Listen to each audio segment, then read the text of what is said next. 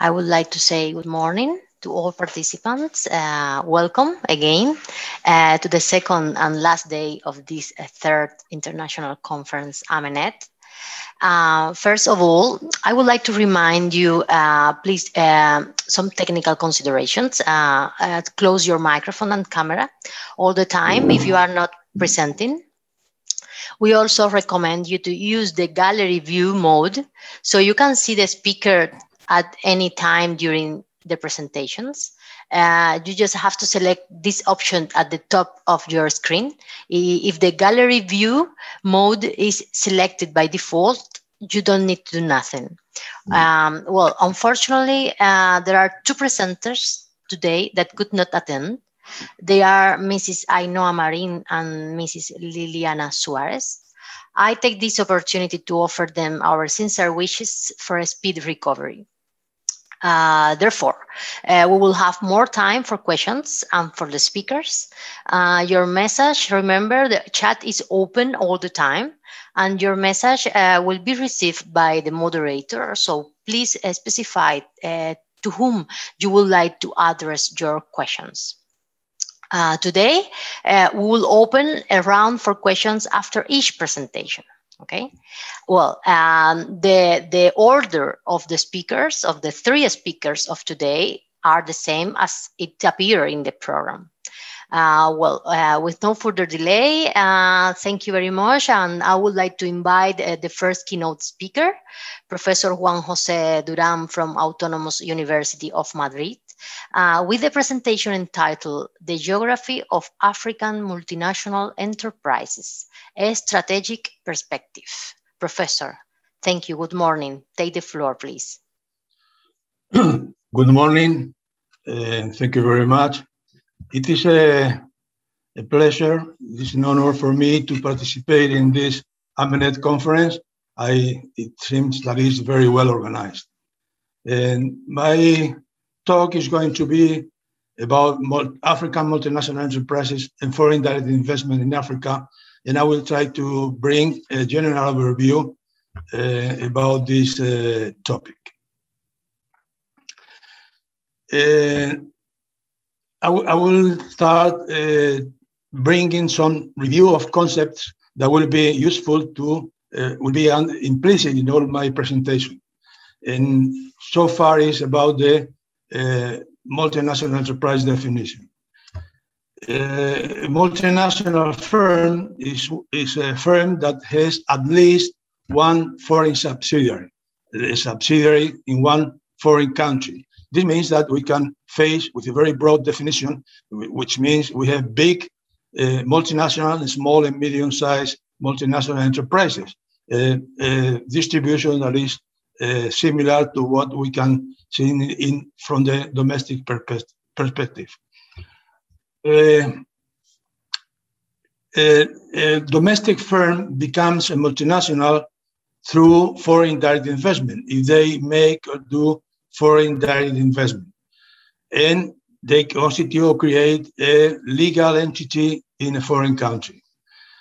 This means that with the foreign direct investment, the firm transfer or move internationally specific assets, intangibles and physical specific assets.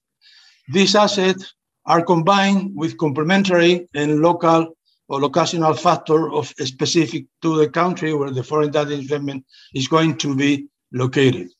If this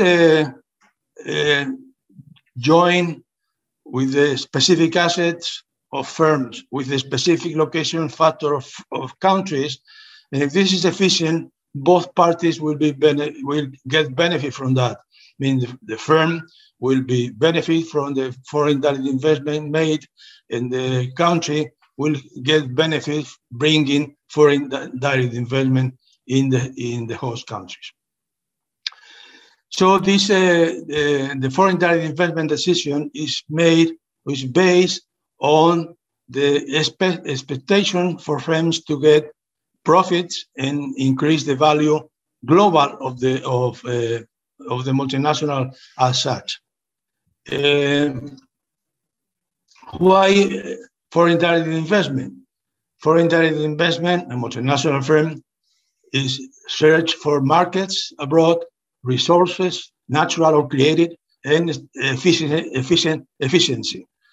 But also, I will underline the strategic asset seeking by multinational in general. And this strategic asset seeking are either if the multinational coming from a less developed country goes to developed country, or South-South foreign direct investment. And now I'm going to give a general overview of foreign direct investment of Africa, but in the context of foreign direct investment overall, globally. As you can see in this graph, in 1990, due to the COVID, to the pandemic, there is a very sharp decrease in foreign direct investment overall, and especially from developed countries. And it's less for the developing countries, which are 3/4 of the countries all over the world. So if you can see in this picture, which is from the 90s, you can see a few concepts that we have to keep in mind. First, that the underlying FDI trend in global value chains are stagnated in 90. But at the same time, we can observe that the GDP even is increasing at the rate greater than the FDI in general in trade. So if we look at the effect of the impact of pandemic, we can see, like we saw in the latest graph, that the worldwide was a 42% decrease in world FDI. Developed economies, 69% decrease, and in Africa, 18% decrease in foreign direct investment from 99 to 20. Somehow we start seeing the picture that Africa shows in the context of FDI worldwide. In this graph, we can observe both FDI inflows to African regions and FDI outflows from African regions worldwide. There is a percentage that is not very high from the inflows, but are much greater than the outflows percentage or FDI from African countries. The share in the world outflow is less than 1%, in between 2 and 3% in the inflows to Africa. There are changes from the regional point of view in Africa continent. If you look at this picture, the top 5 economies outflows, FDI outflows from Africa, South Africa, Morocco, Togo, Egypt, and Cote d'Ivoire. And the main economies invested in stock terms, are the Netherlands, France, United Kingdom, United States, China, well, you can see, and so on. I should say as a curiosity that Netherlands, also Luxembourg, are 2 countries that are a platform, they are intermediate of foreign direct investment flows, which means in a recent paper, they show that if we differentiate between immediate investor and last investor in any country, all over globally, there are 34% less. I mean, the FDI worldwide will be reduced by 34% if we consider only the last investor, direct investor abroad. If we take into consideration the immediate investor, then is the figure that we usually see all over. So perhaps, as you say, it's not relevant, but the Netherlands shouldn't be, if we consider the last investor, it should not be the first investor in Africa and some other countries either.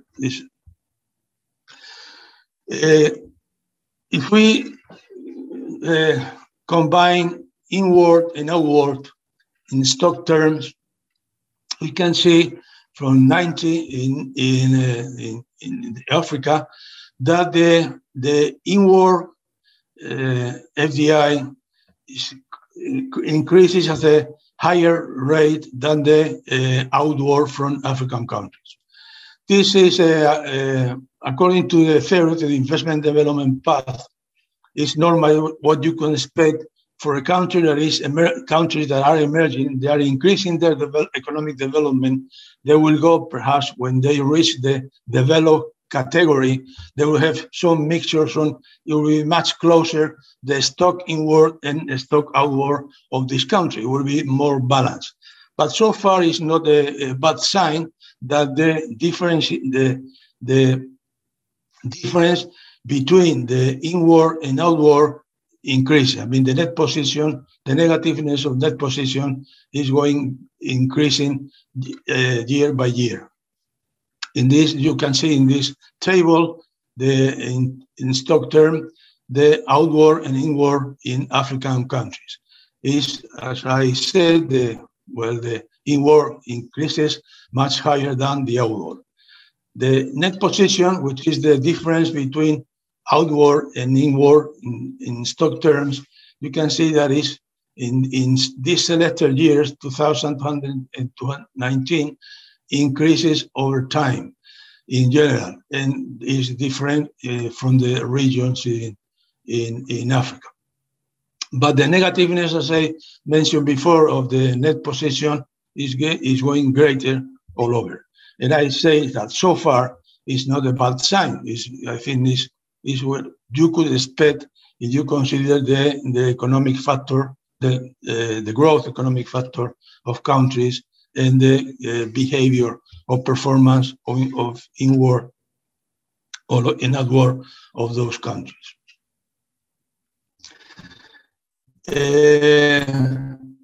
Another, let's say, consideration in this overview is that foreign direct investment is a long-term decision.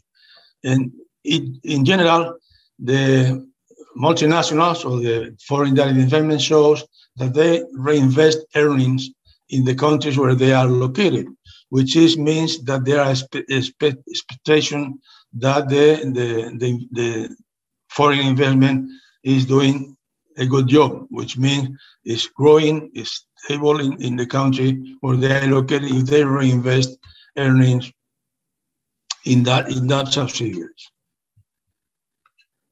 Also, a picture in this general overview, you can see on the right-hand side that the percentage of FDI in terms of GDP in North America is 0.4, while in Africa is 5.1, which is normal. The weight of the internationalization of the economies shows that this should be normal. I mean, the FDI weight in the GDP of developed economies is much less than in less developed economies, where the foreign direct investment is much relevant for the economic growth.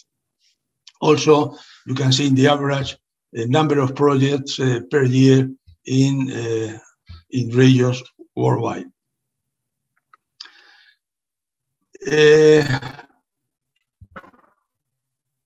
In this table, we can see the 5 largest export industries in Africa and the announced greenfield projects for Africa.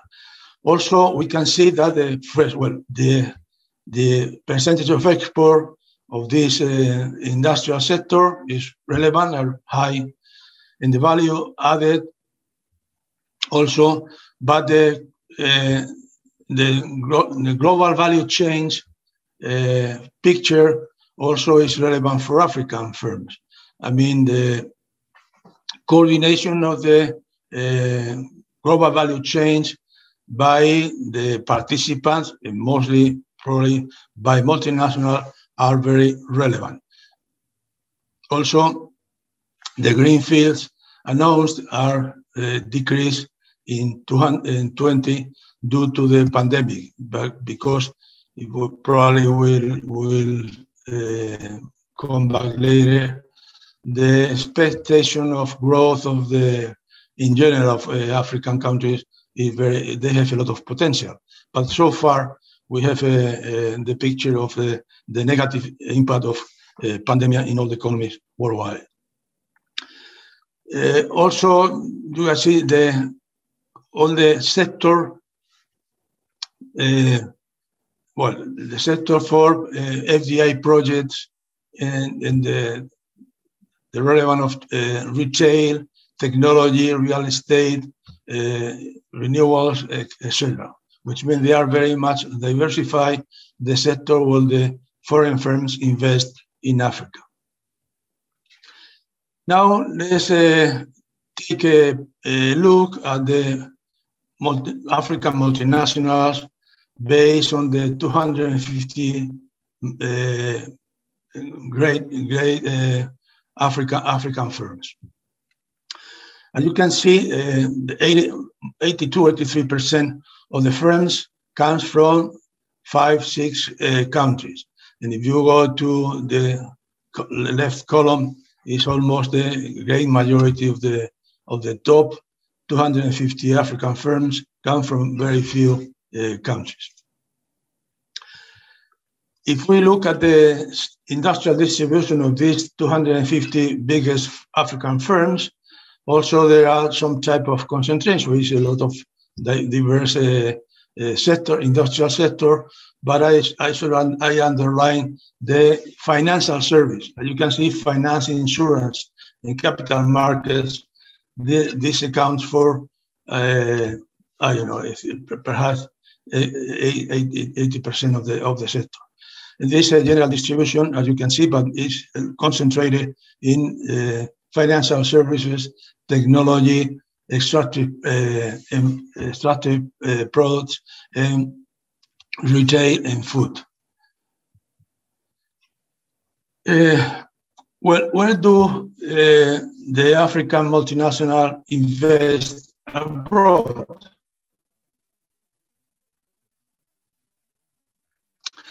There are two, usually in the literature, research coming from less developed countries. Where do they invest? They invest in South country, in the region, where they have competitive advantages because they know how to do business with the similar environments, institutional similarities, cultural similarities, and so on, and economic similarities. But also, it's increasing over time that the firms from less developed countries invest in economies of the North, in developed economies. They search for strategic assets. They search also, of course, for markets and so on. You see that some example of firms in technology, phosphate, construction, and financial services. They invest in the economy of the South, but many of them invest in developed countries. As a characteristic or perspective of the international business, there is a term, a concept, which is the ability of foreigners, which means the cost or the need of the firm that invests abroad to adapt, to incorporate the institutions, the familiarity of doing business abroad, and so on. Somehow, the abilities implies adaptation, implies certain cost that the firm has to absorb. Also, there is a concept, we could say, the liabilities of the less developed countries, in the way that some firms from these less developed countries, they have some cost linked to institutional weakness, linked to its economic weakness so far comparing to the developed countries. So this sometimes shows this type of liabilities in the way that some multinational firms coming from less developed countries try to migrate their headquarters or by moving to a more developed country for this somehow from the institutional perspective. So many, or some, no, not many, some, as an example, some African multinational migrate by moving their headquarters abroad. Also, as an example, a non-life insurance African firm move its headquarters to France, from somehow try to get institutional support and be in a more stable financial sector, which will be beneficial to get financing cheaper and in quantity needed for finance the expansion of an international expansion of that firm. As I said, for example, in financial services, we see that especially banks in general, always coming from not only less developed countries, when they internationalize, but also for developed countries, are linked to foreign trade and international investment. But also, there are some type of ethnic economy, but some financial services, some banks move and locate subsidiaries or office or a branch in places where the diaspora of that country are located, are working or doing business and so on. So the Africa diaspora, the immigrant community and organization are a source of business for African banks and financial services and also for other firms. So that's why this extra-regional move, FDI move, are positive for firms.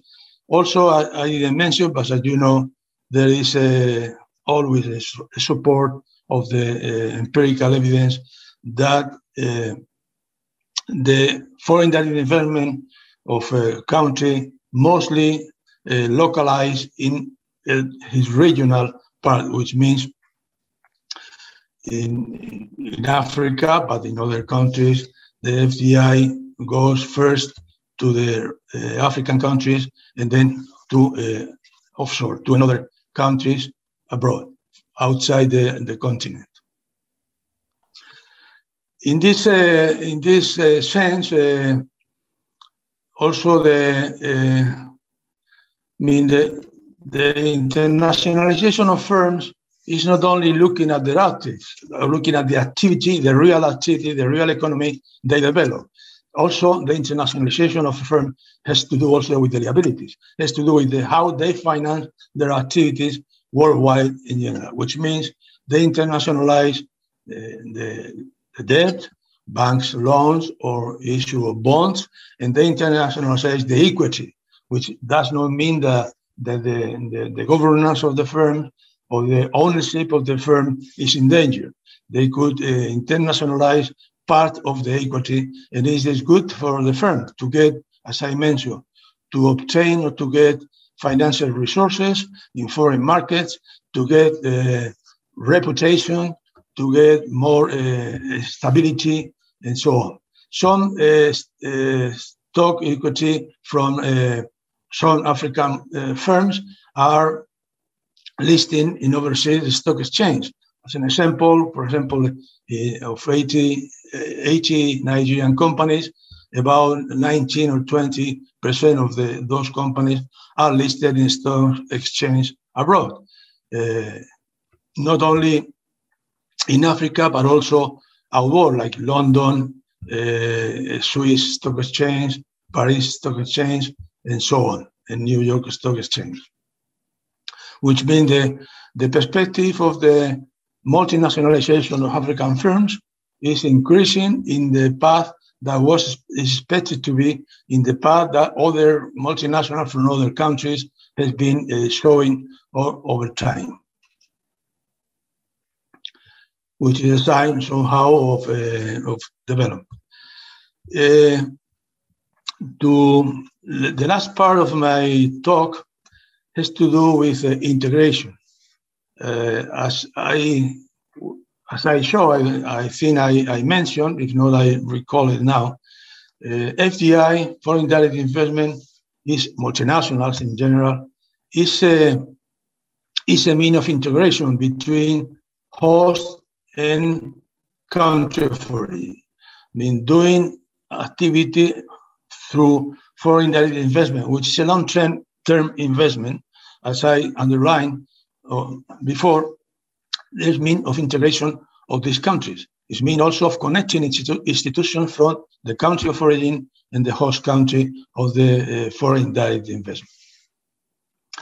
And besides that, also there is a characteristic in general of subsidiaries of all multinational.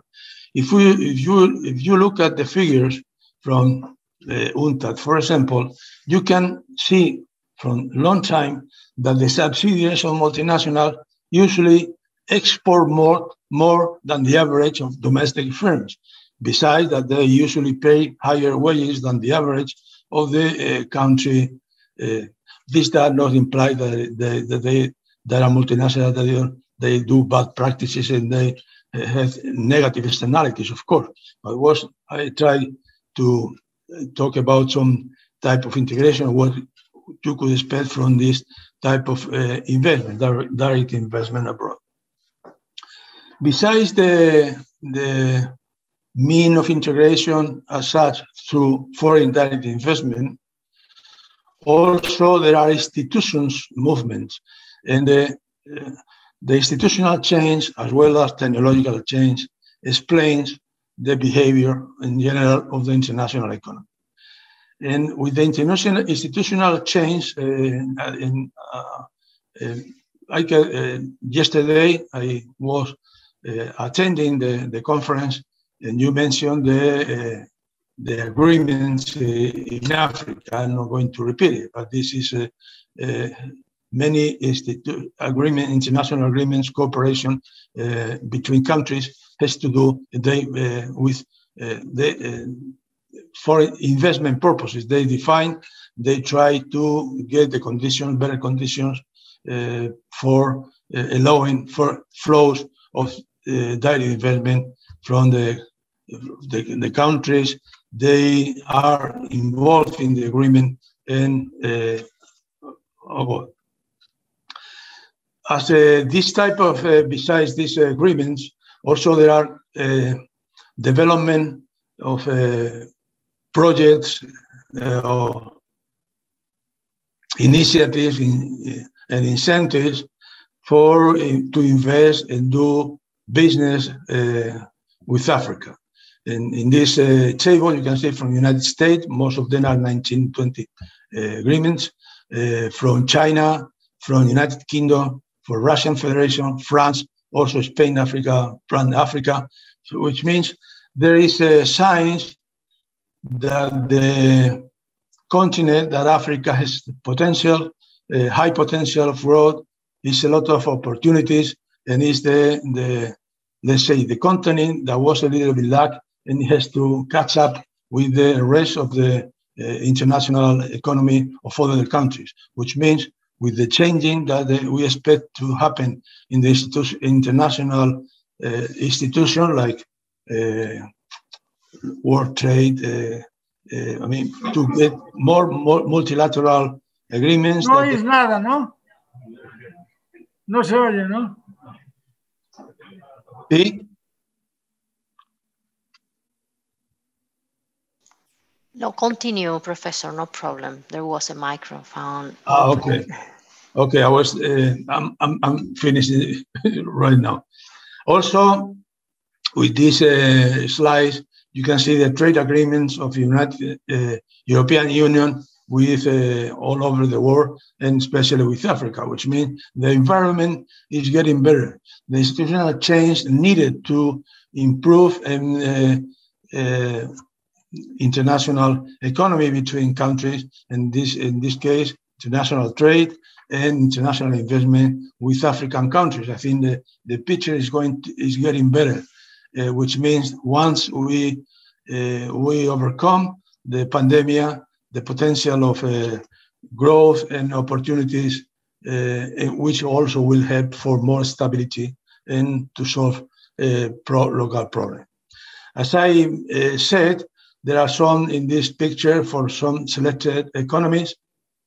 You can see that the growth expected are are high in general, over 4, 5, 6% in those countries, shows in these slides. Also, well, in East and North Africa. And if the expectations are very well done, are very good estimated of the future, you can see that the average budget deficit as a percentage of GDP, it's not, I should say, very high, as well as the government debt in general of Africa is comparing to developed countries is not very high, which means the macroeconomic picture of African countries is very attractive for to attract direct investment, but also with the development you can see in some of the countries, some of the African countries, with the internationalization of their firms, the potential of a greater, more multinational and more trade by African firms and more multinational for African firms will be good news for the future, for the African countries, and I think for the countries where they will localize their direct investment. Well, thank you for your attention. If you have any questions, I will try and be willing to answer them. Thank you very much, Professor, for this very complete overview of the economic system of Africa. Now we open the chat for questions. We have 10 or 15 minutes to share questions or comments with the professor. It is important to say this opportunity we all have to open debate with these high-level researchers with a great experience in a wide range of topics. They are the keynotes of today. First of all, I would like to invite Professor Mella, if he would like to make some comments or questions, please.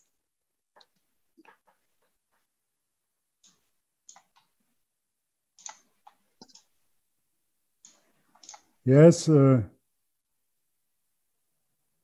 morning to everybody. Good morning. Well, thank you very much, Professor Durán, for your intervention. I think it was very useful for the better understanding of the economic issues in Africa. As you know, one of the key issues of this conference is the economic integration of Africa. Therefore, my question is focused on the role of the direct investment in the economic integration process in the continent. That means that as you know very well, that means the necessity of enhancing the intra-African flows in terms of trade and investment. Therefore, don't you think that the direct investment could play a relevant role in the process of the internationalization of African economies in light of the integration? In other words, don't you think that the direct investment could enhance the integration, the economic integration in Africa? Yes, I think it's a key factor, a key vehicle, a mode of integration between countries, among countries. I mean, flows in both directions, inward and outward, direct investment is a good way of integration between these two countries. Because if you look at somehow simplified, if you look at the factors underlying the direct investment decisions, what they are looking for, somehow you can see complementaries between the two economies that are linked by the foreign direct investment. And if direct investment is made in both flow in both directions, underlying this direct investment in both directions from one country to another and vice versa, they are complementaries, that they will help the growth of both economies. And they will bring, in general, externalities, positive externalities to learn from each other. Somehow you can, foreign direct investment brings with it, they mobilize, they internationalize specific assets that they are owned by the firm. They are ownership specific assets of the firms that they are internalized within the management, within the governance of the firm. They internalize, they are managed to exploit them in a foreign country and vice versa from the other country. So somehow there are relations between the investor firms and the local or domestic firms. And there is some possibility and potential of learning and improving the competitiveness of both. So I think it's a clear foreign trade, of course, in agreements, and there are many ways of integration between among countries. But foreign direct investment, by nature, is one of the more efficient mode of integration, international integration among countries. And also the institutional change, the governance. If you look at the governance of multinationals, you can appreciate how alongside time has been increasing and moving and adapting international institutions, as well as some civic move of non-profit organizations. There are many movements that they try to get a better conditions to for a better behavior, let's say, or performance, or reduce the negative externalities of multinationals, especially in extractive sector. But going back to your question, yeah, I completely agree that, well, I agree. It's my opinion that one of the more efficient way of integration, international integration, is foreign direct investment. And this foreign direct investment, alongside, is taking place in an environment of better institutions, better international institutions, looking at foreign investment. If they take place in a better international institution, is even more effective in the integration of international integration of countries. Thank you. Again, could I make an additional question? Just a brief question. Of course, Professor. Thanks, Jen. Professor Durán, I had the opportunity to read your slides, and you had pointed out that there are positive location factors for direct investment in Africa. So don't you think that multinationals can be attracted more and more for larger market in Africa because when the integration process starts to work, for example, dismantling tariff and non-tariff barriers, setting up customs union, etc., it would be an additional factor for attracting more investing, I think. What do you, according to your international experiences, what do you think about this process of deepening in the integration process? Yeah, I think so. I agree with what you implies in your question. If you reduce transaction cost, you enlarge the market. I mean, if you reduce the artificial barriers, let's say, between countries or among countries, then you enlarge the market. Then you perhaps create conditions for get economy of scale, because you can localize in industrial or manufacturing, let's say, production in one country that could serve other countries, neighbor countries. Because if you make a segmentation very high between, let's say, countries in Africa, then you don't have condition to attract certain type of investment that need to get from economy of scale. Besides that, also you can get condition, like I saw in one slide, that perhaps for condition of human capital, institutional factor of that country, conditions to localize hub, certain direct investment that could serve, it could attend other countries in Africa, not looking at individual country, considering individually. If you reduce the barriers, trade or natural or artificial barriers, you create more conditions. You also adapt your institution to create rules of the game more clear, more understandable. You get conditions of stability. You get conditions of better conditions for doing business in that country. But I think that the integration also into attract and create more economic development are related to reduce barriers. This does not mean that it shouldn't be rules, it shouldn't be laws, it should not be regulation. Of course, they have to. We all need good regulations to make order in the economy and the development of the country. Thank you very much. Thank you very much, Professor. Here we have other questions. Professor Durán, in your opinion, the new administration of United States will have an impact in the US investments in Africa and in general at the international level, as the Trump's administration was very restrictive with their American first approach? Yeah, I think so, because the American first approach from the narrow point of view is a restriction for international economy.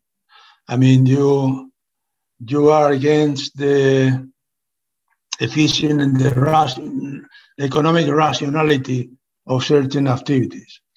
I think with this administration, we are seeing that the first moves are they have a lot of hope. They are very well taken. I mean, the multilateralism is back. And this is relevant for international economy. I mean, the World Trade Organization, the Health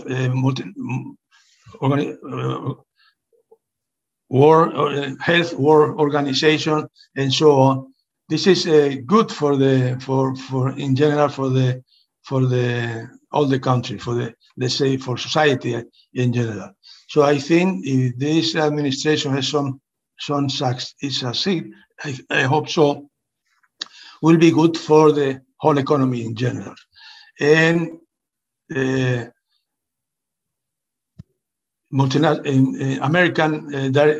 has a lot of experience. I mean, this was the leading country after the Second World War doing direct investment, first in Europe and then after all over, and after all the developed and less developed countries.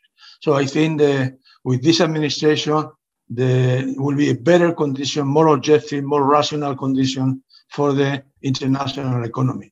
And this will be with the movements in Africa, institutional change, I think will be good for the American direct investment in Africa. But let me go back to one of the comments I made in my presentation. A few years ago, I remember when I was younger, that looking at the foreign direct investment in Spain, look, American, all the European countries and so on, it surprised me that the first or one of the biggest investor in Spain was Netherlands. It's a small country, they have good firms and so on. And then I start looking at the names of the firms coming from Holland, coming from the Netherlands to Spain, in fact, were Americans, were from the United States. And that's why I mentioned, if you consider when the holding subsidiary and so on, you consider Holland, Luxembourg, and some other countries, not talking especially about tax haven countries, then in general, if we take into account the last investor, many of the direct investment that immediately were registered by, let's say, Holland, Netherlands, Luxembourg, in fact, the last investor were American or from other countries, because they have instrumental subsidiaries that they add to the economy, of course, in those countries.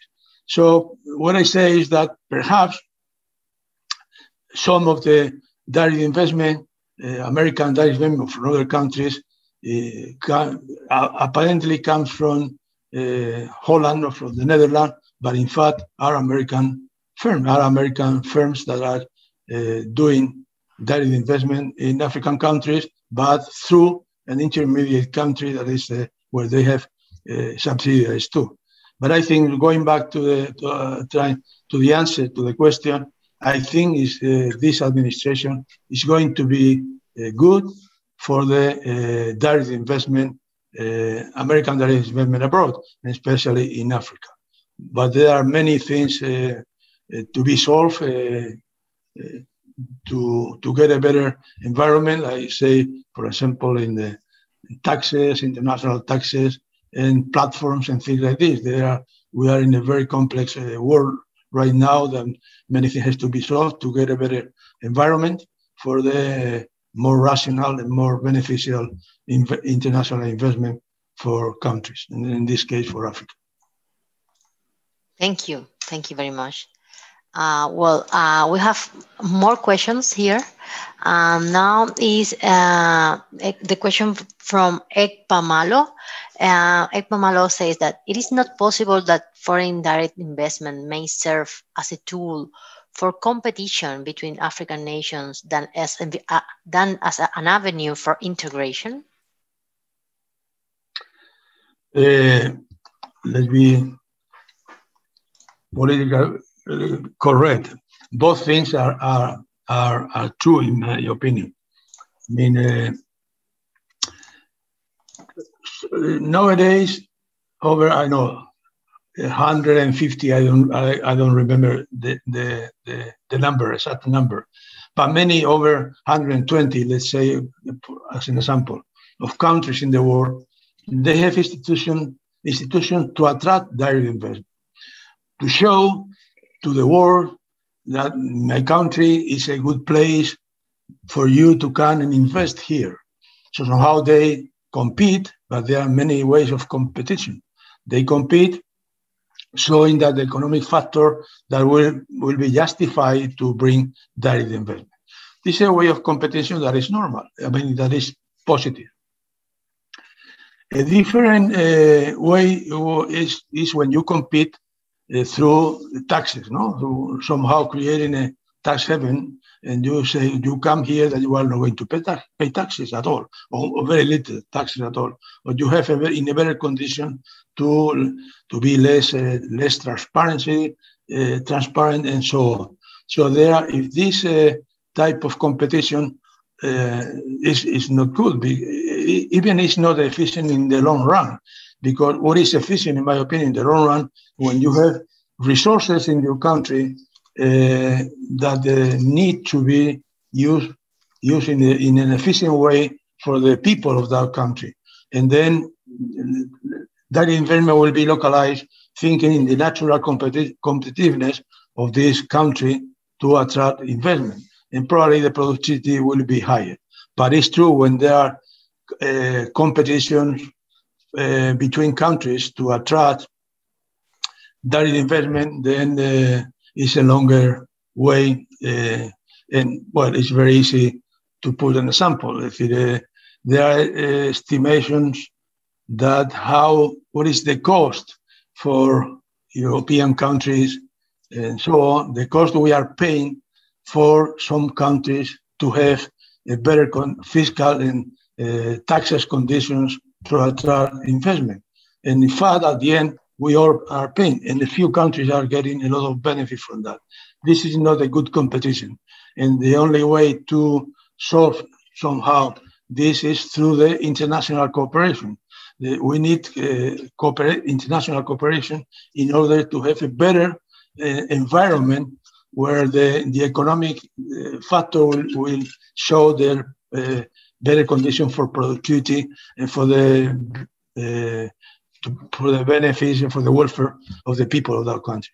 But it's true, not only in Africa, like you say, probably could have not a good way of competing between among countries to attract that investment. But I mentioned the tax haven example, where even in developed countries, we have circumstances where some compete in an unfair way, and they get benefits while the other country have some cost because they have less income to attend health and other infrastructure and so on in countries. So the world is complex, but hopefully with the institutional cooperation, international cooperation among African countries, and creating rules admitted by all, there will be, in fact, they will create better conditions in the medium term, in the long term, for all of them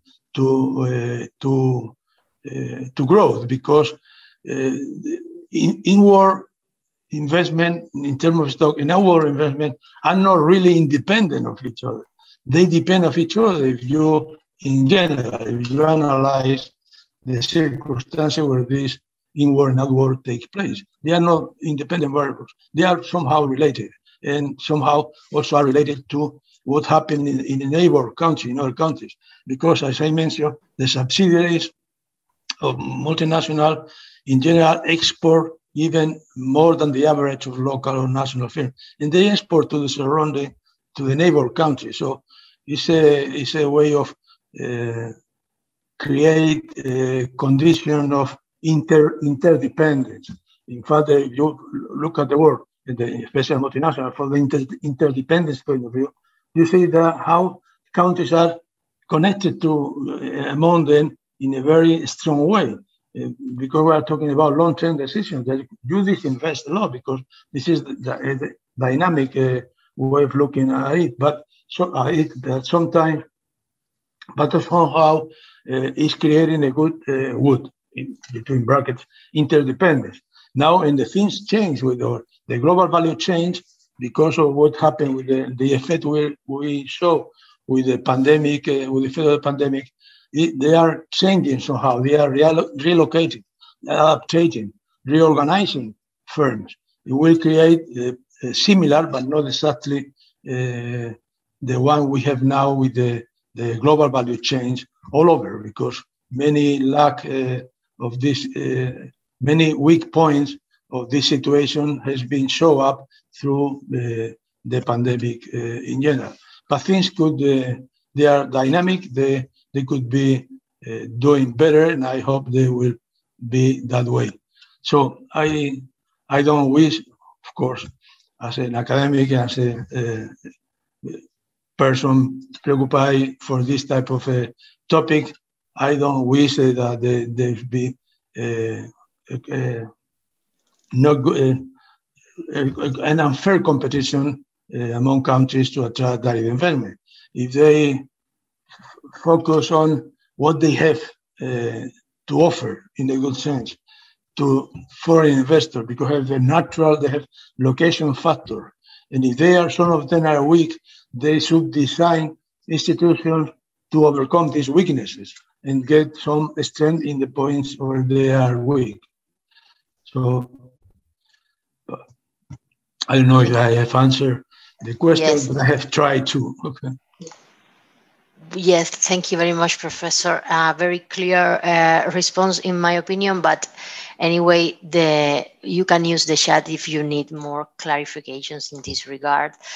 We have two more questions, and these are the last one, as we need to give time for the rest of the speaker. So we close the chat.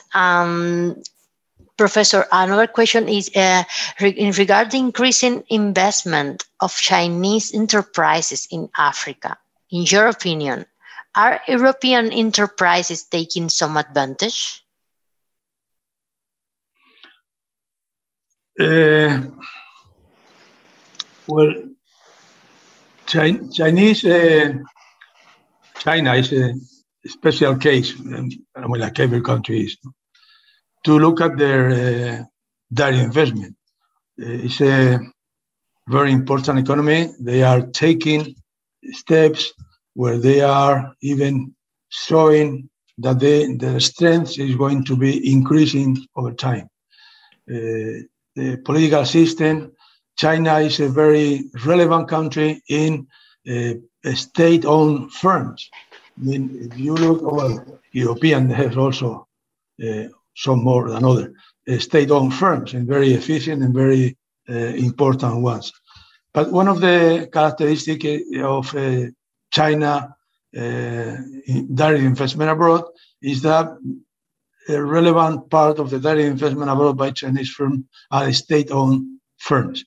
They have some characteristics of this type of firm comparing to other private multinational firms. Also,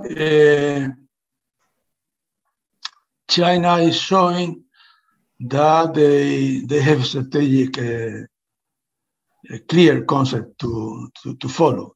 They show that they are searching for energy, they are searching for land, somehow for considering food for the future, and they are very relevant in technology. And so these movements, you can see that China is made, and they will continue to do so.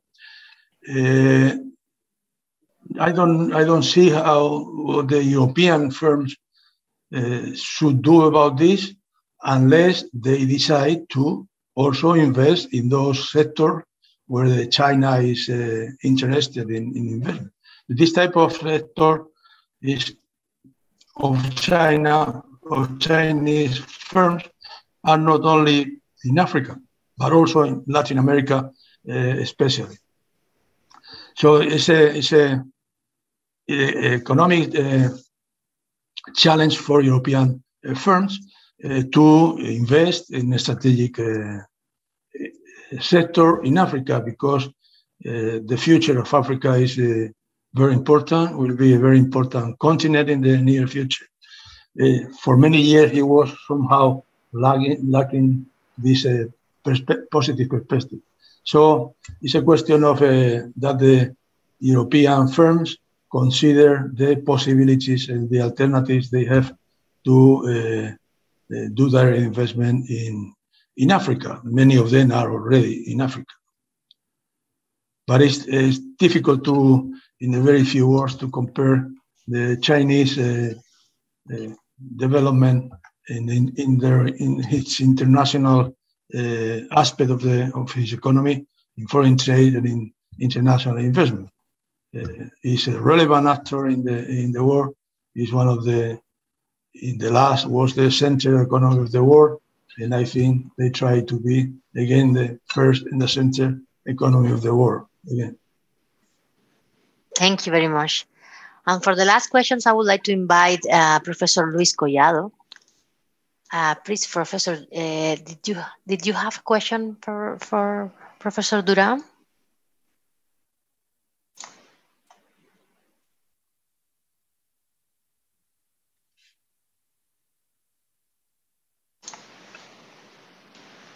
Professor Luis Collado.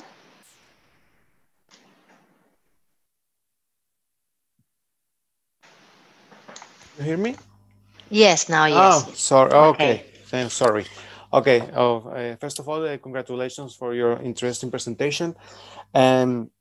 Yesterday, Professor Joe said that that world will never be the same again. And in recent years, we have seen a slowdown in globalization. And do you think that COVID-19 will consolidate this trend? Do you think that at least there could be a reconfiguration of that globalization in favor of a greater regionalization of foreign direct investment? And talking about the case of China that we have been talking about it, but also the FDI of Africa in other countries. I think that there will be some kind of reshaping the globalization. If we look at the history, the recent history, when we start seeing the global multinational firms, then to talk about global multinational firms, you have to define which is global. What do you understand by global? And if you look at the figures of the multinational firms, you end up with saying that in general, multinational firms are regional. Very few multinational firms are global. According to, if you take continent, usually they, with this type of consideration, say Asia, America, and Europe.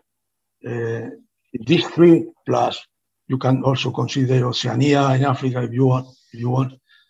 A global multinational should be one that, not 1/3, but very even part of their activity, the sales, are located in those continents. And also at the same time that they have global shareholders and so on. So in general, because of the economic factor underlying the decision of direct investment, we were talking about regional investment. I mean, American mostly invest in America, European mostly invest in Europe, not only, or at least two continents, but no one, America and Europe and so on. What changed in the last years was the global value change. Once the war with the fall of the Berlin Wall and the disintegration, Soviet Union and so on, the war more, I mean, everybody wants direct investment in general. Was no continent that they don't in general, I say. And the legislation was also favorable for direct investment. And the value change that they link much more countries among them was what saw the weakness with the pandemic, because Europeans realized they didn't produce many healthcare products and things relevant for the survival of the people under crisis. And also there are new concepts, the economic of proximity, circular economy, and this type of things that also are efficiency searching with this topic, because it's more rational, perhaps, with the technologies nowadays, it's more rational perhaps to have the value change some part localized in regions, but it's interdependent with other regions because you cannot isolate completely, I think, an international value change at all. But somehow centralized because technology allows you to do so and disintegrate a little bit the boundaries of the global value change. It will be more regional, perhaps, but also linked with other regions, it's my opinion, which probably will mean that is, well, I'm thinking in the law, I mean, thinking for the first time in what I'm going to say now. But I think this probably will be beneficial for the political interrelation between countries.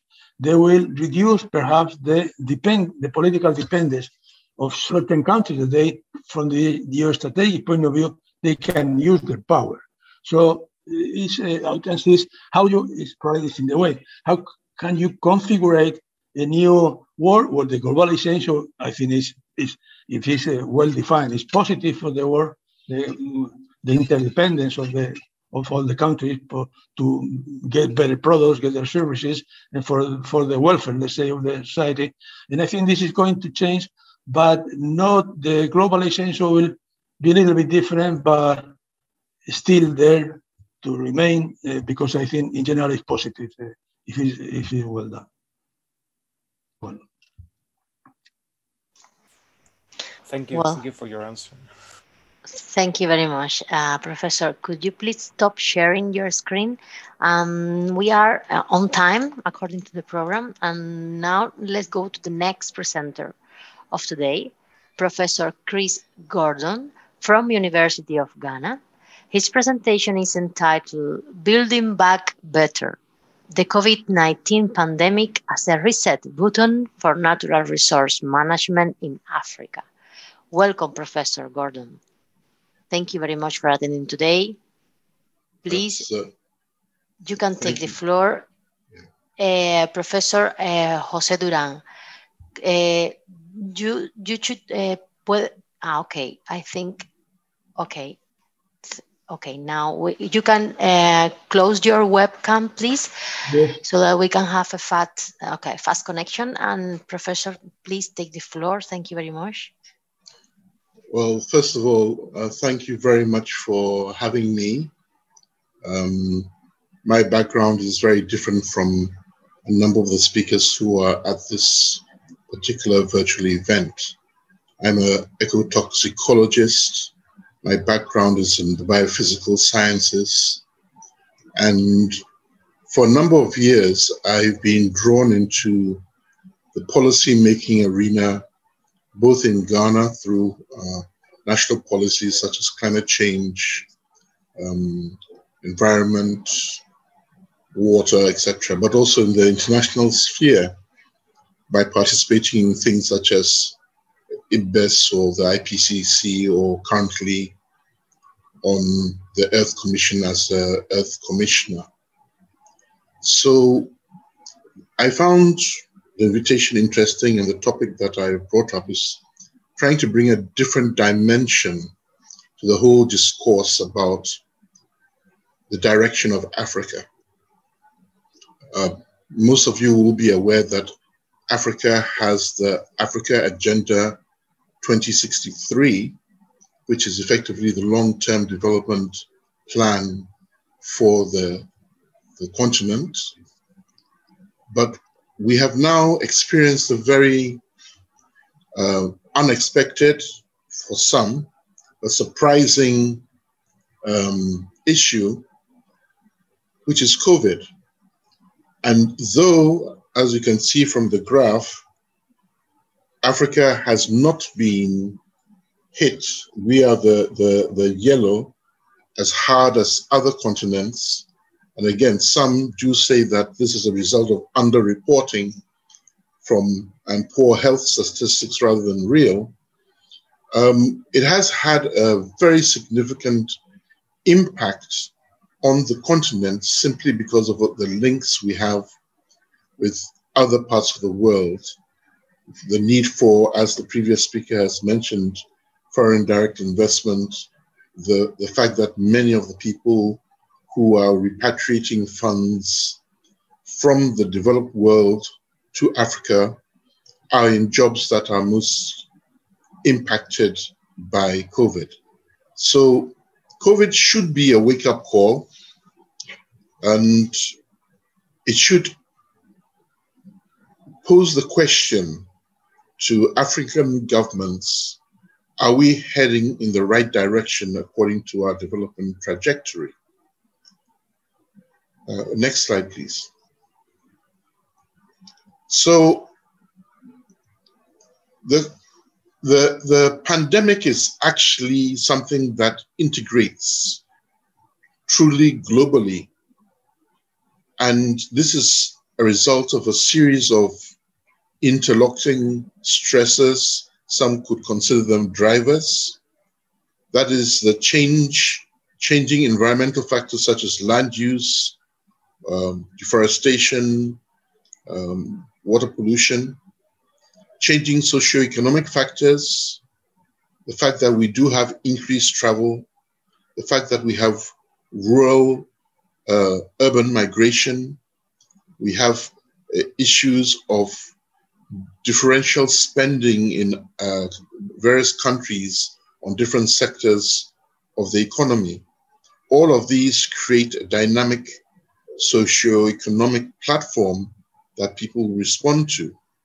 And then we have the last aspect of this, which is the changing viral profiles.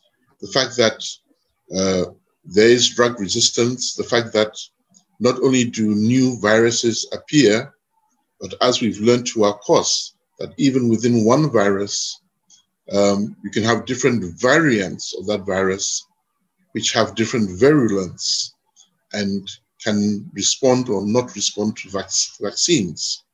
So each one of these in itself is a major issue. But when you combine them all, then you have a much bigger issue. We also have to do framing in the context of what are known as the planetary boundaries. These are 9 areas of the planet where we have either exceeded or are at the tipping point of exceeding the limits of what the Earth can carry. So for example, the amount of phosphorus, the amount of nitrogen we have in our planet right now has been moved from one form to another, which is really impacting us. Or you can see the exploitation of the maximum sustainable yield in the area of biosphere integrity. Again, we have really exceeded that. And I don't have to tell people from Spain what happened to your sardine fisheries in the past when you had overexploitation. The picture to the right of the screen is a fairly new document coming out of UNESCO, which is looking at a science known as anticipatory science, where they're considering how do we plan, how do we imagine what is going to happen to the world in the future. And I think we are going to have a situation where we need that sort of forward-looking, blue skies thinking outside the box, which our current educational, our current research funding, our current governments do not really appreciate yet. Next slide, please. So we have these two concepts of reset and building back better. I'll consider building back better first. This is something which comes from disaster risk reduction or DRR work coming from the UN.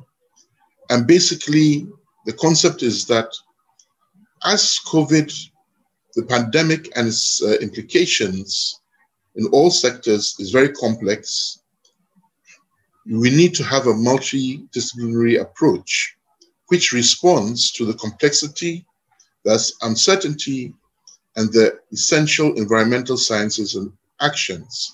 And this is where we have a problem. Once you include the word uncertainty, then you have issues with decision makers and politicians. A lot of the confusion that existed in the United States in their response was the lack of appreciation of the uncertainty, that the scientists were finding out things as they went along, which meant that the advice scientists was given would differ according to the knowledge they had. But we have please, could you stay on that slide? Could you go back?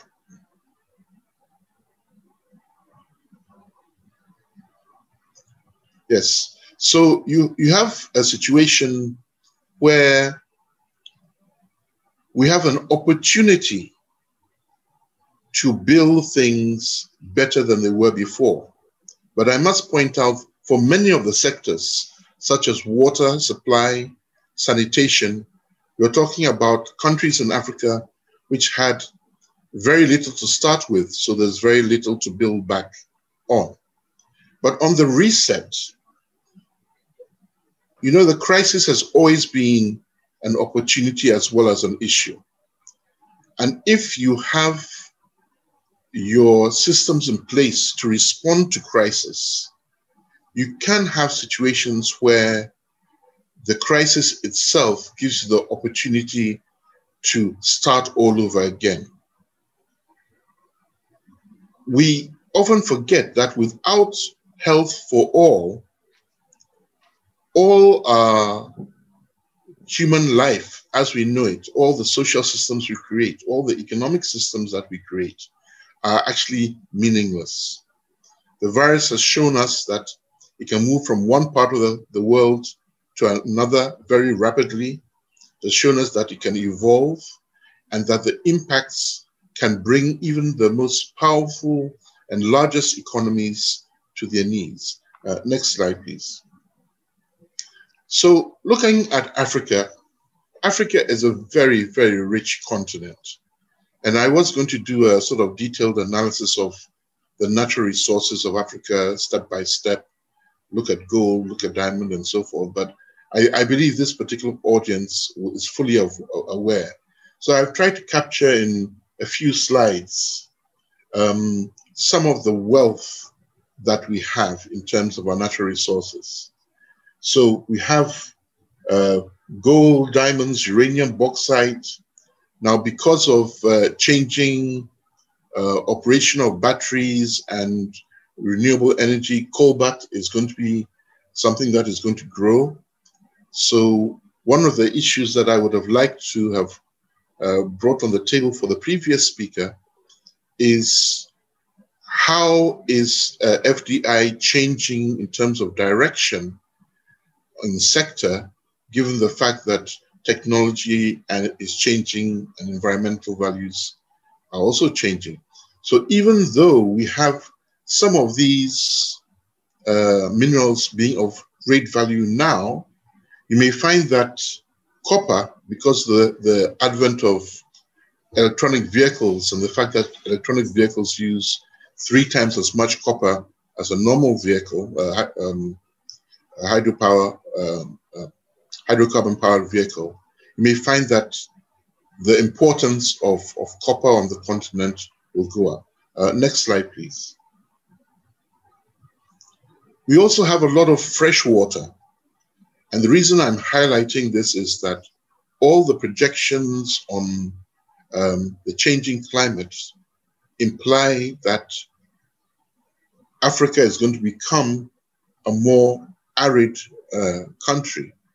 And for all the major industries such as cement, steel making, automobile, even the production of integrated circuits and silicon chips need water.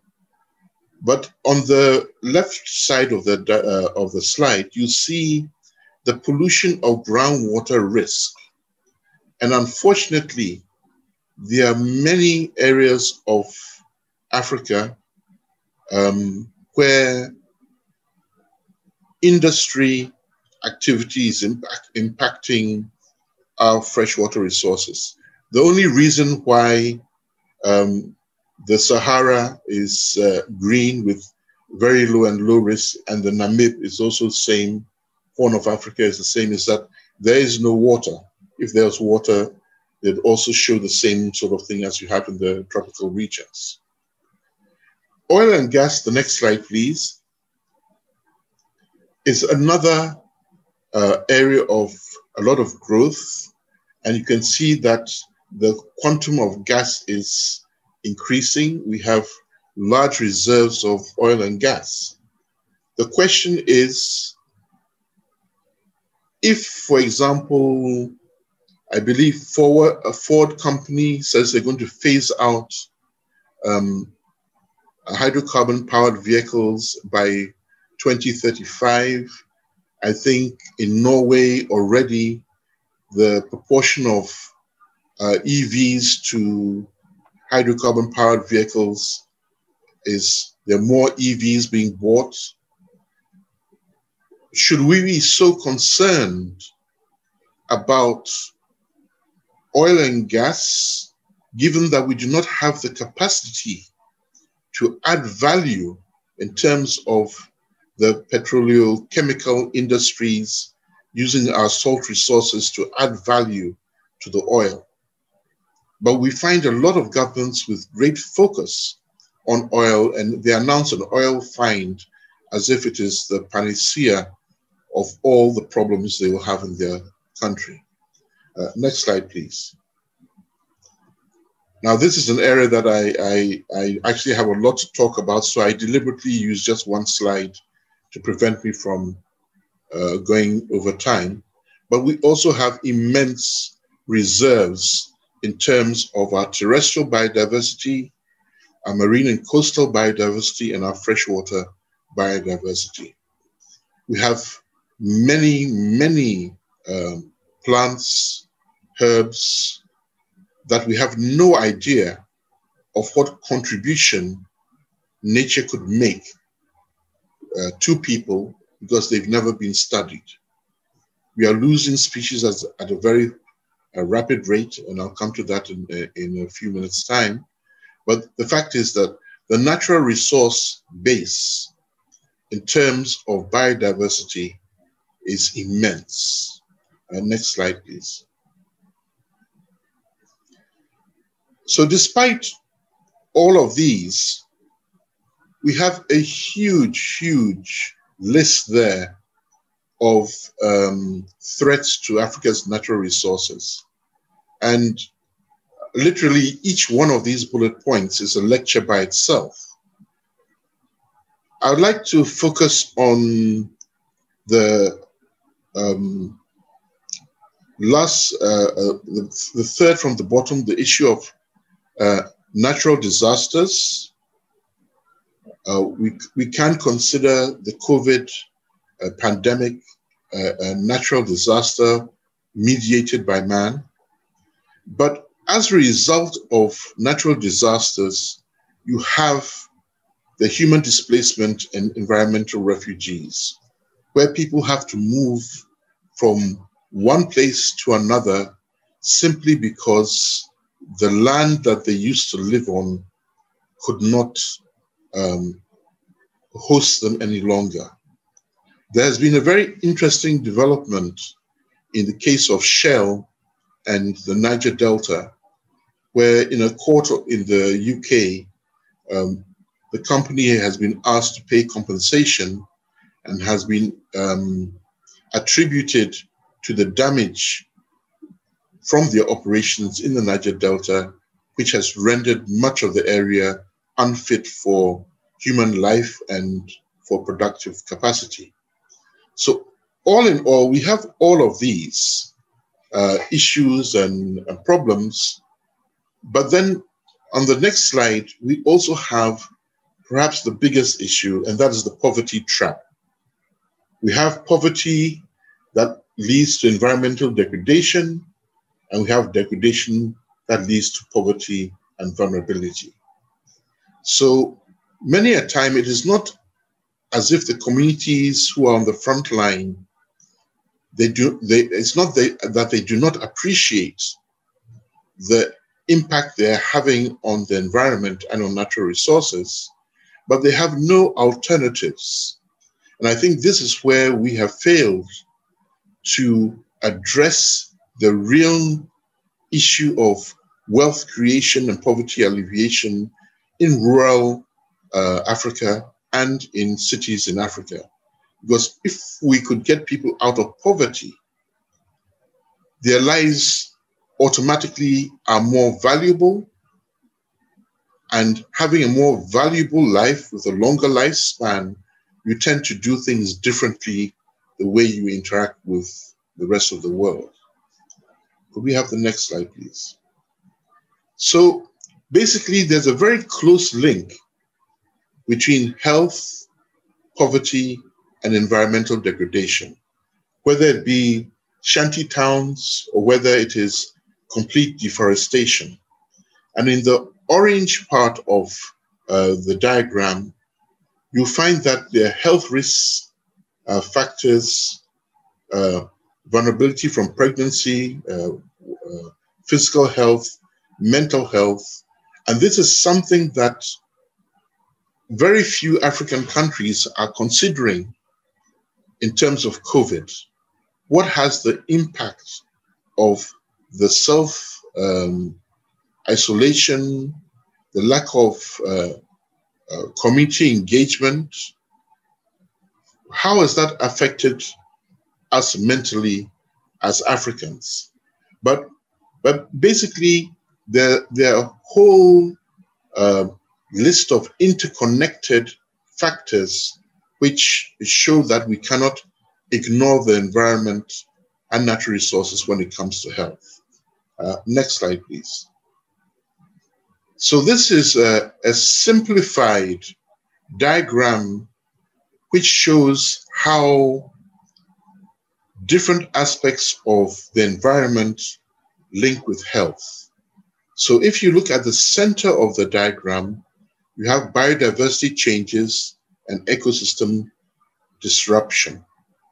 And this then links to nutrition and health. It links to infectious disease risks. Food yields then impacts food production, which is tied to urbanization, and so forth and so on. Now, at the top of the diagram, you have stratospheric ozone depletion.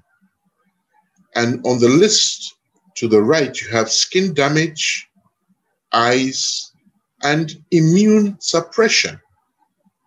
So you find that even issues of ozone layer depletion by use of CFCs and other substances can impact the way our bodies respond to COVID. Next slide, please. So let's look at this specifically. Where did COVID come from? The WHO team has just visited Wuhan to try to unpack this. Some say it is from a particular species of bat, and some say that the virus then went through pangolins before it entered the human. But the real answer is, at this point in time, who knows? Nobody knows how it started. And that is the frightening thing.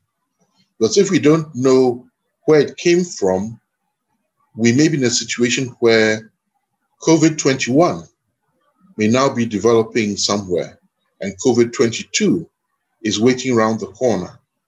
And we have COVID-23 down the line as well. So, next slide, please. We do know that there's a stepwise process by which these zoonotic diseases, these arboviruses, move from human to the human from the wild. So the first step is the hunting, transporting, and consuming of wildlife, bringing wild species and domestic species together, often in crowded or poorly regulated markets. And this allows the virus to spill over from one species to the other. Next slide, please. The second is widespread deforestation brings people in contact with plants and animals. So the top picture there is illegal mining, destroying, in this particular case, rubber trees in the western part of Ghana. And when you have things happening like that, which destroys the environment, not only do the pathogens jump to the human host or body, but they also undermine vital environmental services, such as the maintenance of biodiversity, climate, delivery of fresh water. So again, always please have at the back of your minds that this is not something which is simplistic. It is very complicated. It is very, very interconnected. Next slide, please. So when you have these degraded ecosystems, you can have low-level background pathogens in native species increase in prevalence and shedding rate from the wildlife that is stressed. Now, there are approximately 1.6 billion forest-dependent people on this planet. And that then has impacts on human migration and security. So what we are saying is that just as human beings can carry low levels of virus or even bacteria, to extent that it does not really have any external manifestation. But as soon as you get stressed, then you have your cold sores around your mouth. Then you have a flu that you can't shake off, and so forth and so on. And this example of Nipah virus resulted when the forests were cut and the bats then started to nest in palm trees where you had piggeries, pig farms. And the feces from the bats contaminated the food, and they had 150 fatalities in that 1997 to 1999 outbreak. Fire was also a compounding factor because a lot of the forest was burnt. Now, if you look at the number of fatalities that we had from Nipah, just approximately 20 years ago, when our arms were up in the air, totally upset that people are dying of this mysterious disease, and you consider the daily mortality of COVID, you can then appreciate how serious COVID is. So the next slide shows two things. First of all, many natural resource management systems in Africa depended on external flows of funding, either from tourists coming to visit a national park or from charities that were supporting work within the national park. Countries usually would, with a few exceptions, would allocate very small amounts of their national budget to natural resource management. I believe Ghana was once operating at 0.03% of its national budget on issues of environment. But when you don't have much money to start with, the so-called unessential items are the first ones that you drop. So you find that poverty alleviation,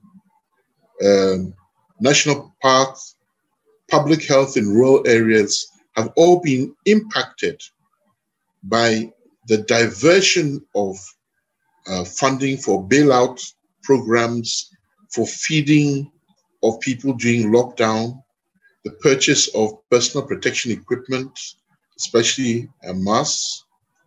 So there is an estimate that it will cost us over the next 5 years, $82 trillion to recover from the cost of this pandemic.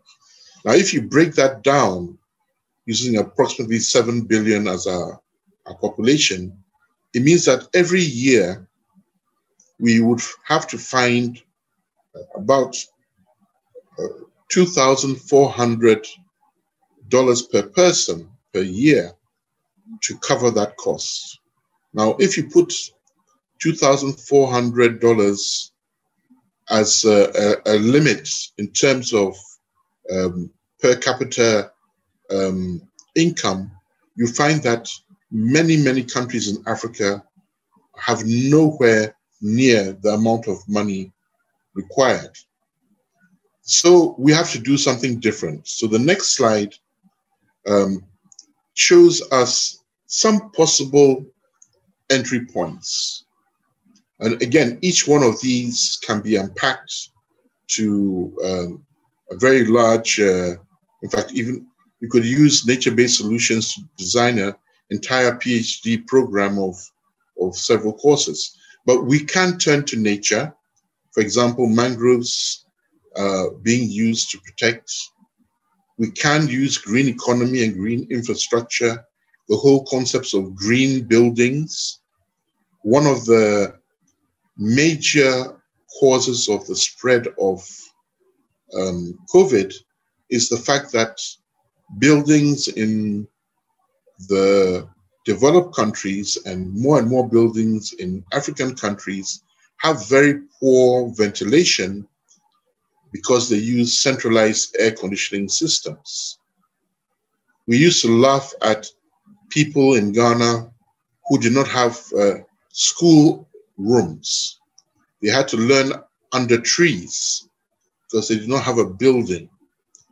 Now they are the ones laughing at us because they can carry out their classes in much greater safety and much greater comfort than those expensive schools who had air-conditioned classrooms with windows that cannot open.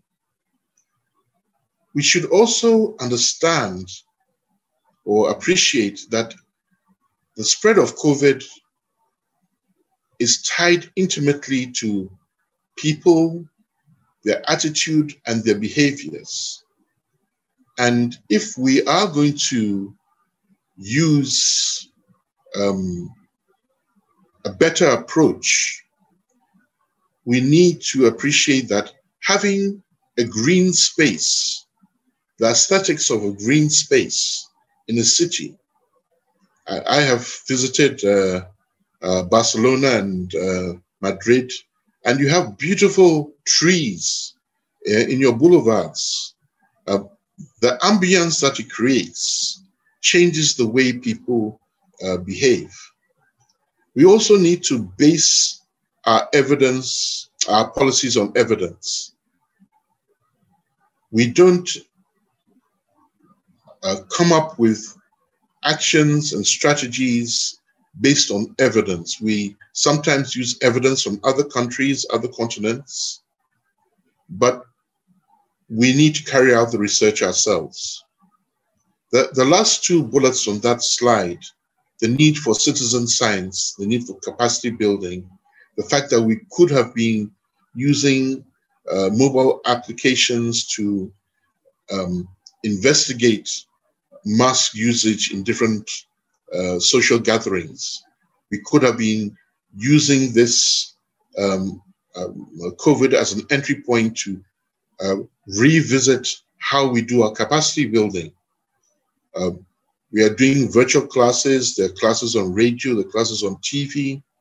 Can we reinvent the model of capacity building at every level from kindergarten going up in such a way that we will be more prepared for the next pandemic, and the next pandemic will come. So the next slide shows some of the concepts. You see, the vaccine has been purported as, in quotes, the silver bullet.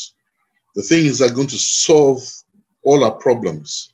But we need to appreciate that response has to be a combination, the bundling of different solutions together that will amplify the impact of our interventions and minimize the trade-offs. We need to leverage these solutions in an inclusive way. How do we ensure that vulnerable populations benefit? How do we get the most vulnerable included in these solutions? I have been told in some countries, the proportion of people who will refuse to use the vaccine is above 30%. On the grounds that they do not understand vaccination, they do not see its value, it is against their religion.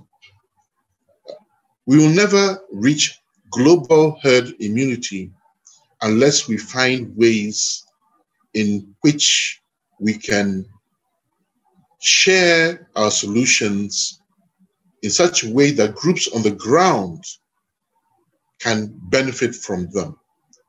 Could I have the next slide, please?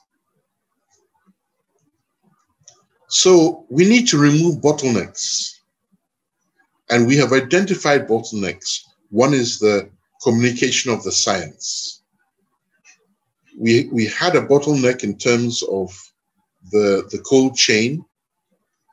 We had a bottleneck in the appreciation of nature. So all of those issues, which are common, financing, policies, commuter awareness and behavior, are things that run across the continent. Are there ways we can look at this holistically at the continental level, knowing that closing a border to prevent movement for local people who don't even understand why there should be a border there in the first place is an issue. And we need to strengthen collaborations and think beyond 2020 and just the pandemic. So how do we connect people? How do we bridge the different groups working this space? We have had national parks in Ghana since, I believe the first one was in 1901. I believe it was in South Africa. And since then, we have been systematically dismantling and disturbing and fragmenting our natural resource management system for in situ, that is in place management. How do we live with nature in a better way? So the next slide gives you a list of things that are there. So there's no need to reinvent the wheel. These are the biotrade principles and criteria. These are the principles. These have been known for a long time. But the question you ask yourself, given the impact that COVID has had on our economies, on our ecology, on our institutions, are we doing things in any way that is different? It is not rocket science. If you try or if you expect a different result by doing things business as usual, it's purported to be one of the first signs of insanity. All of these are known, but are we doing them? So if we go to the next slide,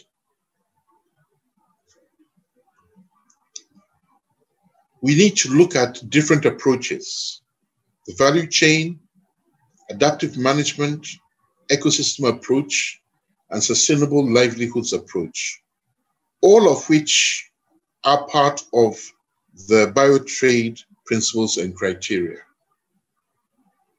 So what I'm bringing here is nothing new. The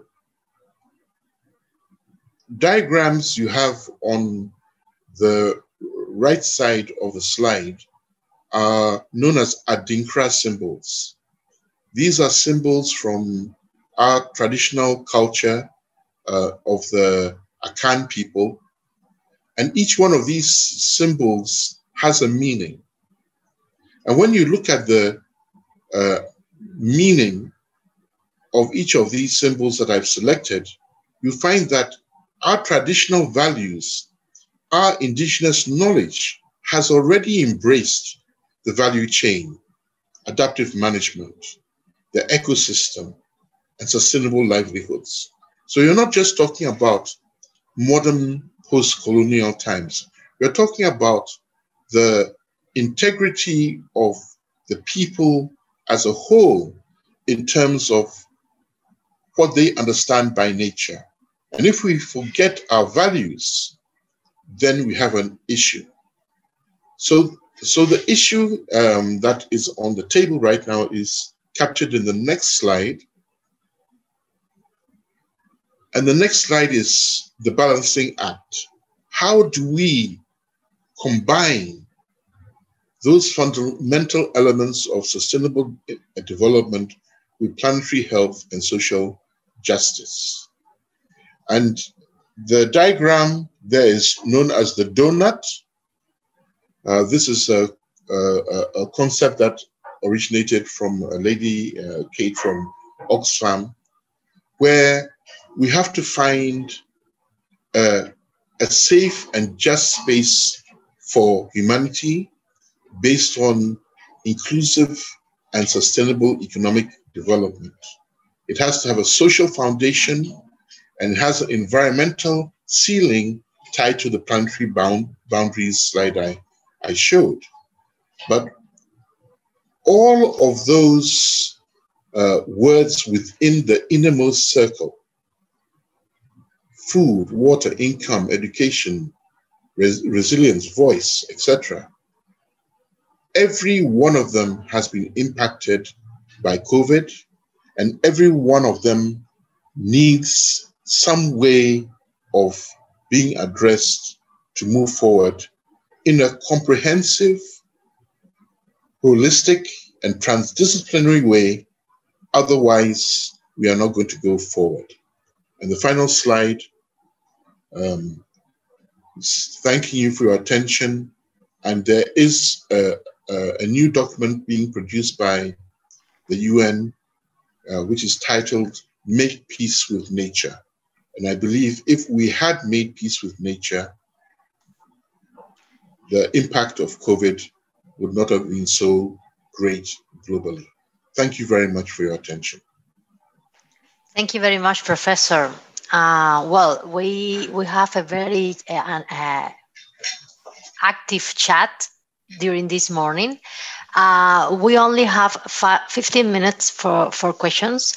So please, we close the chat now. So because we have 4 questions for the moment. And first of all, I would like to invite Professor José María Mella, if he would like to make some comments or one question, please go ahead. Thank you.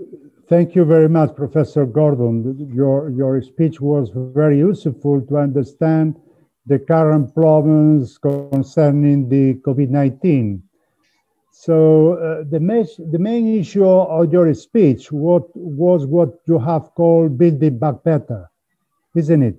So don't you think that a good way to face the building back better would be to consider the issue as an interaction among the economic, social, and ecological environments, taking into account the positive and negative interactions among these environments? And at the same time, don't you think that it would be relevant that the public administrations and the private actors take action in terms of social and environmental assessments of the economic investment? It would be I think it would be a good practice for improving this building back that you propose. And additionally, in terms of public policy intervention, what are the main areas of intervention? Because we could think about, for example, using more friendly technology with nature, such as renewable energies or the protection of natural territories and the changes, and as well the changes of people's mentalities towards more human behaviors, such as in the areas of waste production, land use that you underline in your intervention, or even in the urban traffic in terms of reducing pollution. What do you think? Don't you think that there are large areas of intervention which can be useful in terms of sustainable development? Thank you very much. Well, thank you for the question. And basically your first question is directly tied to the SDGs. The SDGs can actually be made in what they call the wedding cake. The wedding cake is the 3 tiers of the cake, where you have ecological or environmental, social, and economic aspects. But the fact is that we are failing very badly in meeting the SDGs, all countries. And what COVID has done is, in some cases, set us back several years. But this feeds then into your next issue, that is the public and social interaction. Who moves first? Who should drive the groundswell of action and innovation? I believe it was the young lady from, I've forgotten, is it Sweden or who started a one-child protest outside the parliament on climate change, which grew to a global movement. We can only change people's behaviors and actions when they do see benefit in them. But as a species, we are very short-sighted. We are very, very short-sighted, and we claim that we have knowledge. We have knowledge, maybe, but I doubt if we have the wisdom. So, going to your last part of the question, and I must confess that I'm a very great cynic. I'm a huge pessimist. I do not believe that glass is half full at all. I believe it is half empty, and whatever you have drunk is possibly poison, and you're going to, because over my career, spanning several decades at different levels, I have been astounded by the blindness of our decision makers and people in the public space, the public policy space, where misguided policies are enacted for short-term political gain. The fact that the US has rejoined the Paris Agreement is actually meaningless, because what has happened is the world now realizes that at any point in time, one of the major superpowers of this planet can change its mind and go in a different direction. And that direction may have impact on all of us. So we need to be able to create an understanding of what our values should be. And I will use the example, because a lot of you are from Spain, from the names I can see, is what is called the Mediterranean diet. This is a diet which has a lot of fresh produce, fresh food in it. It has limited amounts of animal protein in it. There is some, but it is a well-balanced diet, and it has been proven that that diet promotes health, it promotes longevity, it promotes mental acumen in the later years.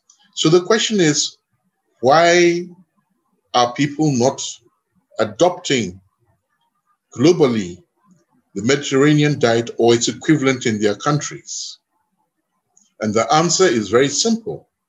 There's big money, huge amount of money in the current situation that we are in having crops which have, what do you call it, terminated genes in them, or have additives included in them to make them last longer. And the argument has always been that a fresh produce diet is more expensive than a processed diet, because you can store the process. But I beg to differ, and I think a lot of people in Spain and Italy would agree with that. You don't have to have all that processed food, but it goes back to, why have governments not created an empowering environment for us as human beings to change the diet? And as I said, it is not in the financial interest of certain players. And I'm not a conspiracy theorist, but I do know that with every disaster, there are winners and losers. And the winners win very, very big. Some people's fortunes have grown by 20 billion over the last year. I'm talking about individual people. I'll leave it at that. Thank you for your question.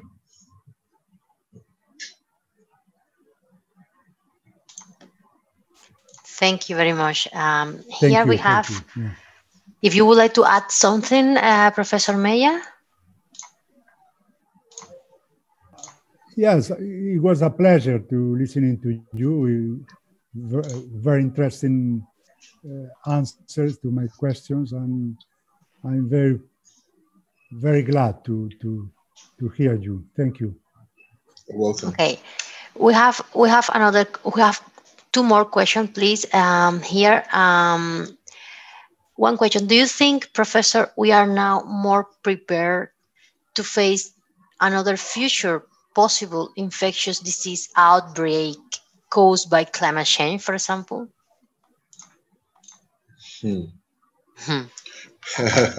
This is a very interesting question. And the reason why I'm saying that is interesting is that there are still people in this planet who believe that the coronavirus and the COVID pandemic does not exist, that it is all fake. We have a significant number of people who believe that climate change is a myth, the skeptics and the deniers. So on one side of things, we should have learned from our past experiences. Now, please, I'm saying this not in a former US president's way, but we had the Spanish flu of 1917, 18, and so forth. It was a global pandemic. And you can see photographs and drawings of people wearing masks. That was 100 years ago.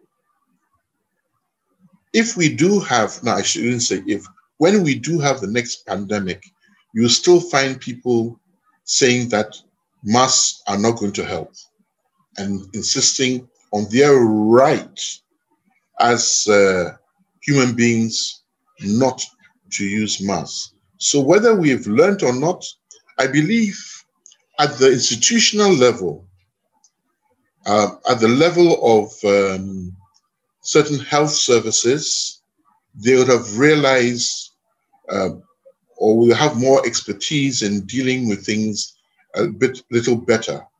So you find that those countries that suffered from Ebola in West and Central Africa are far more prepared in terms of on-the-ground action than other countries. But I would like to say I agree that we will be more prepared. But as I say, I'm a cynic, and human nature is such that we always forget the bad things and assume that everything will go well. So I'm sorry, my answer is that I don't think we've learned anything at all. It's an honest answer from me.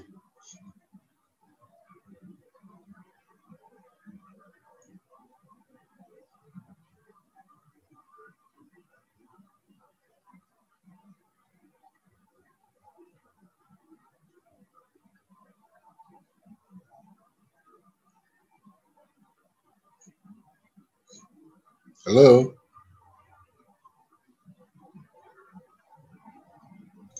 Sorry, my microphone was closed. Thank you very much, Professor. Well, Nora, we have here a question from Nora Sediki, professor at Public Business School in Tangier, Morocco. Professor, rethinking on the economic approach of Africa does not only include the revision of the past before COVID-19. In that sense, do you think we do not need to give a bigger importance to attraction of a wide range of investments or economical integration, but to the real development that is promote sustainable investments for real sustainable development. In summary, redirect the focus to the link between economic growth, impact on the environment, population, mobility, internal and external migration, etc. I think that is a very good question, and it would be a very good approach. But I always have to ask who is in control, who is managing, who is taking the decisions. You find that a lot of the savings that countries are making in terms of environment in the developed world is simply because they are outsourcing or dumping the environmental problems in developing countries. And in some cases, industries are being created in those developing countries using FDI. Now, you would assume that the governments will be more circumspect in the choice of what they accept as a viable, sustainable industry or business in their countries, noting the problems that such industries have created in the countries where they used to be. So we need to have a transformation in Africa when it comes to our economy. But that, I believe that transformation should be based on improving the capacity and training of people in Africa. I attended in Morocco one of the environmental education conferences that I think it was King Mohammed VII organized, and I was very impressed by the way the city was laid out. A lot of space between buildings, buildings of a certain height. Certain technologies were being used which were, in quotes, wise. But if you go around Africa, most of our urban centers which are being developed are just trying to mirror what we find in the Western world. But unfortunately, we do not have the infrastructure for disaster risk management, for emergency rescue, infrastructure of water hydrants in case of fire. These are things that no investor is going to come and invest in your country to create. So we need to have an African paradigm on the direction in which the African economy has to move. And I do not think that the Western paradigm is the one we should follow. And if there's an English saying, he who pays the piper calls the tune. The one who is bringing the money will tell you what music to play and how you should dance. Until we get our act together in terms of having our own future as the African continent in our own hands, not lip service, not just talk, but the reality. I'm sorry, again, as I said, I'm a cynic and nothing will change. Thank you very much, Professor. Well, we have some comments in the chat congratulating you for your interventions and views. Okay, you can read it. And the last question, because we are on time, is from Albert Ayeman from the Autonomous University of Madrid and the Spiritan University College in Ghana. Professor, is there not a dichotomy between poverty alleviation and environmental degradation in Africa? How can the two be reduced at the same time? Okay. Actually, there's an environmental economic model by a gentleman by the name of Concept, where in his model he proposes that as countries start developing, they have impact on the environment. But it gets to a point where they realize that impact on the environment is negative, and they start changing the way they interact with their environment as they get richer. So you have a curve, a U-shaped curve. On one side, you have poor. The other side, you have rich on the x-axis. On the y-axis, you have low environmental degradation and high environmental degradation. I think there's a way of shortcutting that curve, that there doesn't have to be that dichotomy. Now, if you look at what they call indigenous people, native groups, and you ask them about poverty, you'll find that many of them will not accept that they are poor, because you are measuring poverty from the issue of material wealth. But if you expand the concept of wealth to include happiness, social safety nets, i.e. care for the children when they're young in the family, care for the elderly in the family, as opposed to being in nursing homes. If you look at equity and justice as all parts of wealth, you find that being poor does not mean the same thing in different countries. And you can, as a poor person, live in harmony with nature, live in harmony with your environment. And in fact, this new document, which has just come out from the UN, Make Peace with Nature, looks at this very aspect that you have mentioned. When we have that, I think the dichotomy should be, the dichotomy is between wealth and environment, that we have to surround ourselves with material items to show that we are rich. But as they say, you can't take any of that money with you. You will leave it behind. Thank you. Thank you very much, Professor. Now is the moment to invite our last presenter of today, Professor Antonio Vázquez-Barquero from Autónoma University of Madrid. Thank you very much for attending today, Professor. Antonio, ¿puedes encender el micrófono?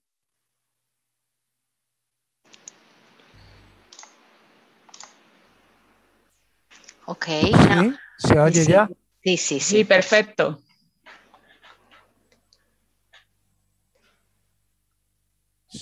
Sí.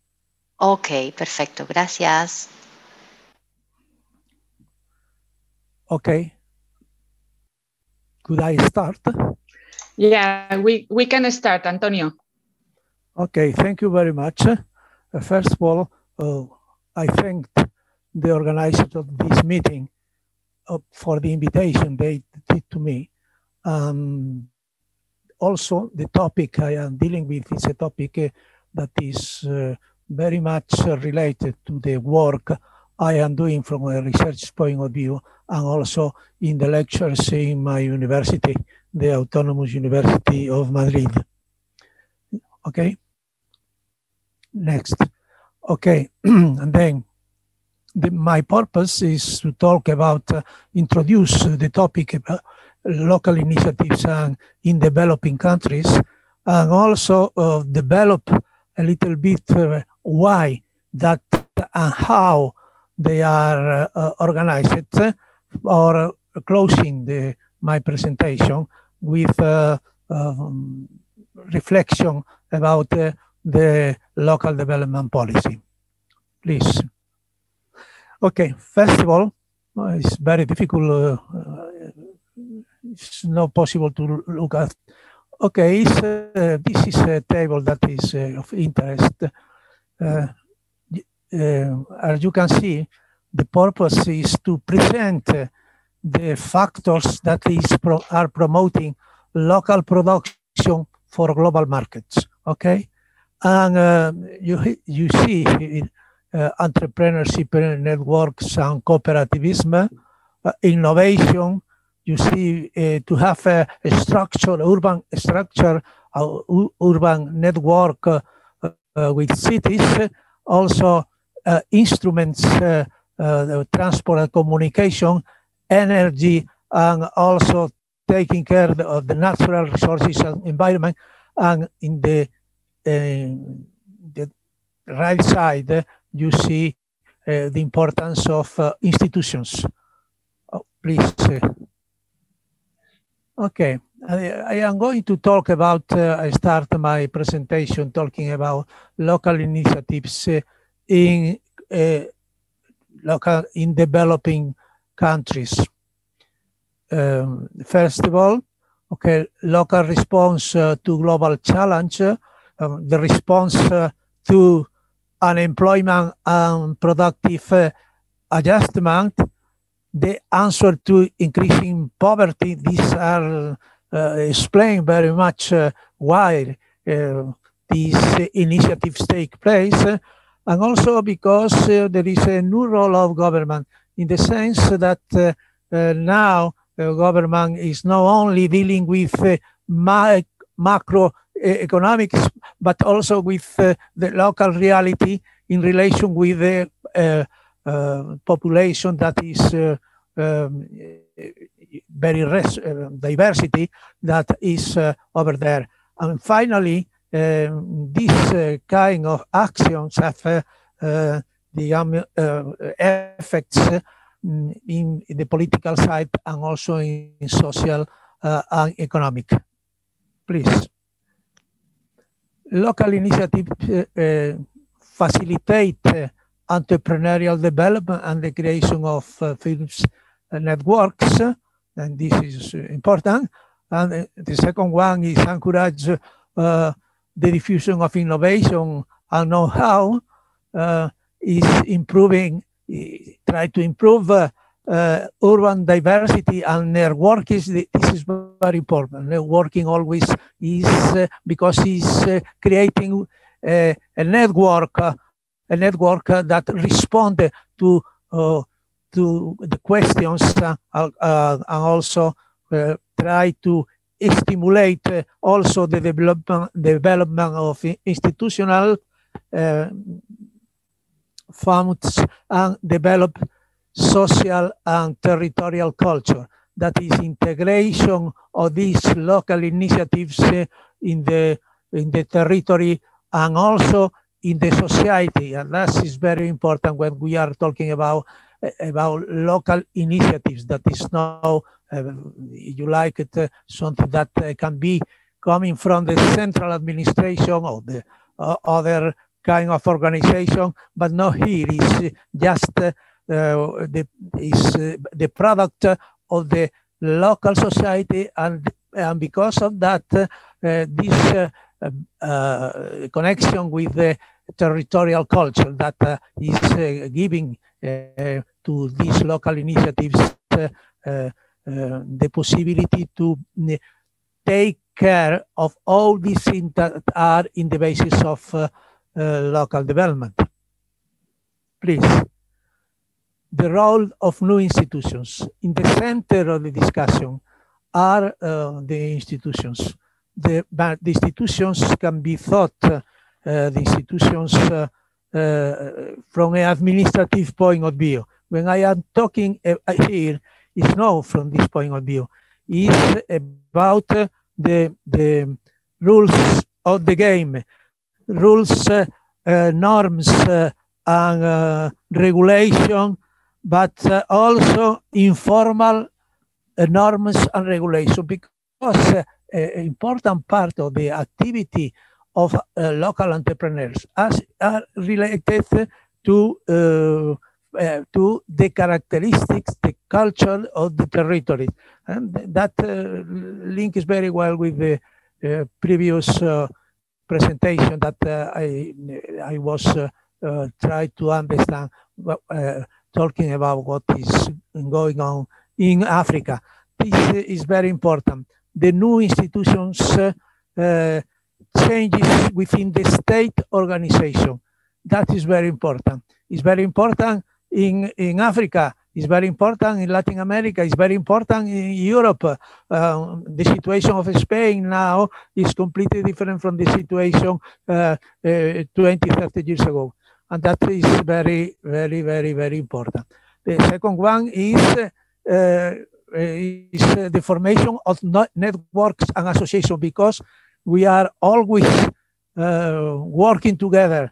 And in this sense, the formation of networks is a very important thing for local development, because is the community, the local community that has been in networks, and the association between the members of this is very important to go ahead. Institutional fabric and social values, because these institutions are forming between them fabric, like the network, and also apport social values for the economic development.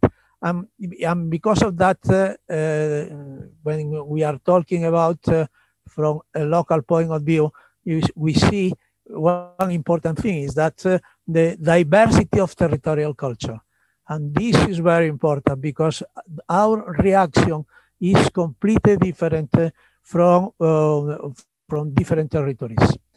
This second part is talking about the strategy and action of for development. And the first question is talk about the new strategy for development, after the objectives, and finally the action. To start, you can see the basis of the strategy, because you use two employment and competitiveness, or if you prefer entrepreneurship, okay, you can identify that the main objective of local community is to be in where the aims are that combine this competitiveness with employment. But in the very beginning, in the start, a lot of territories are in a situation of the industrialization, and also related with they don't have services. The agriculture has a lot of problems. And then the secret in the strategy is how to pass from this area to that area that combines entrepreneurship and employment. We have two possibilities, more than that, but I am showing here two possibilities.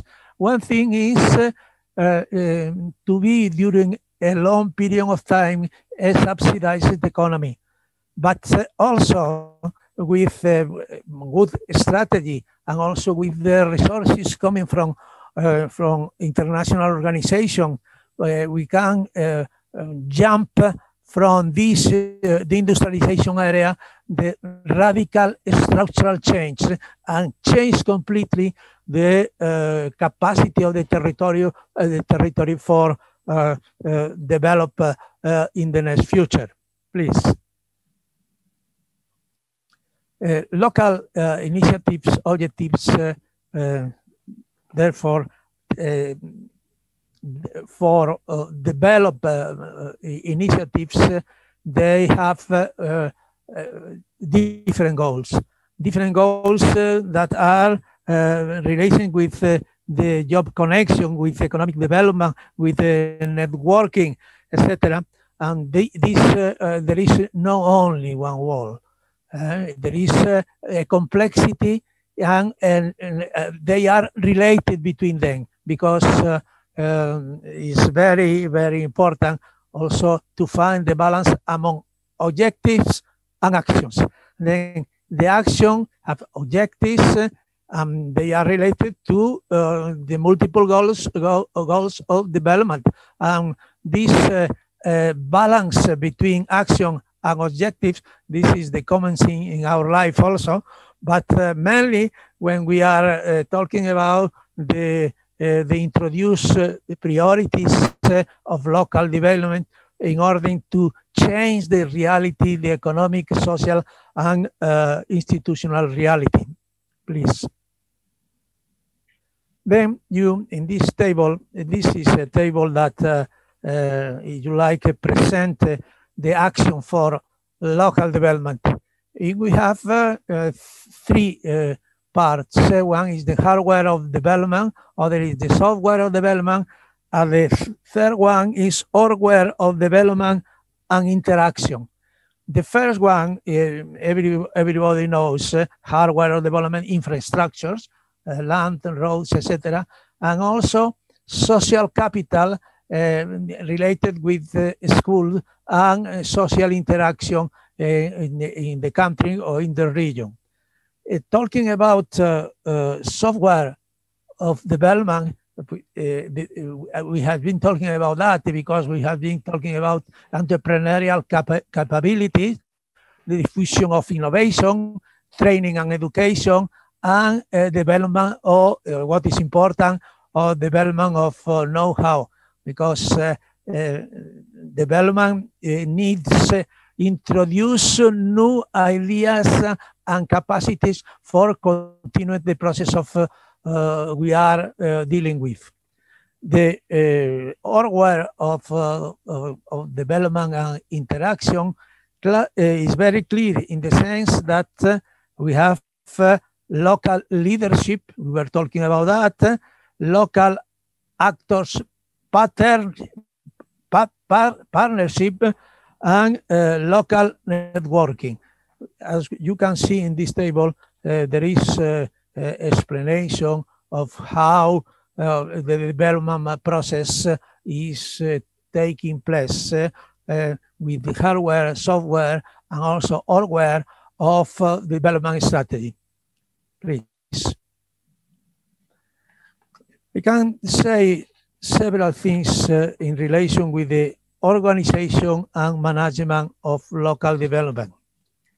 These three questions, one is related with governance, the other one is related to strategic management and also identifying phases of local development strategy.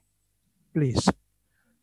The first one is that the governance of local development, it is economic bottom-up policy, because we are talking about how to transform and develop a locality, and how the government is there, and the actors is the population, and also the people that is taking care of the relationship between the local population.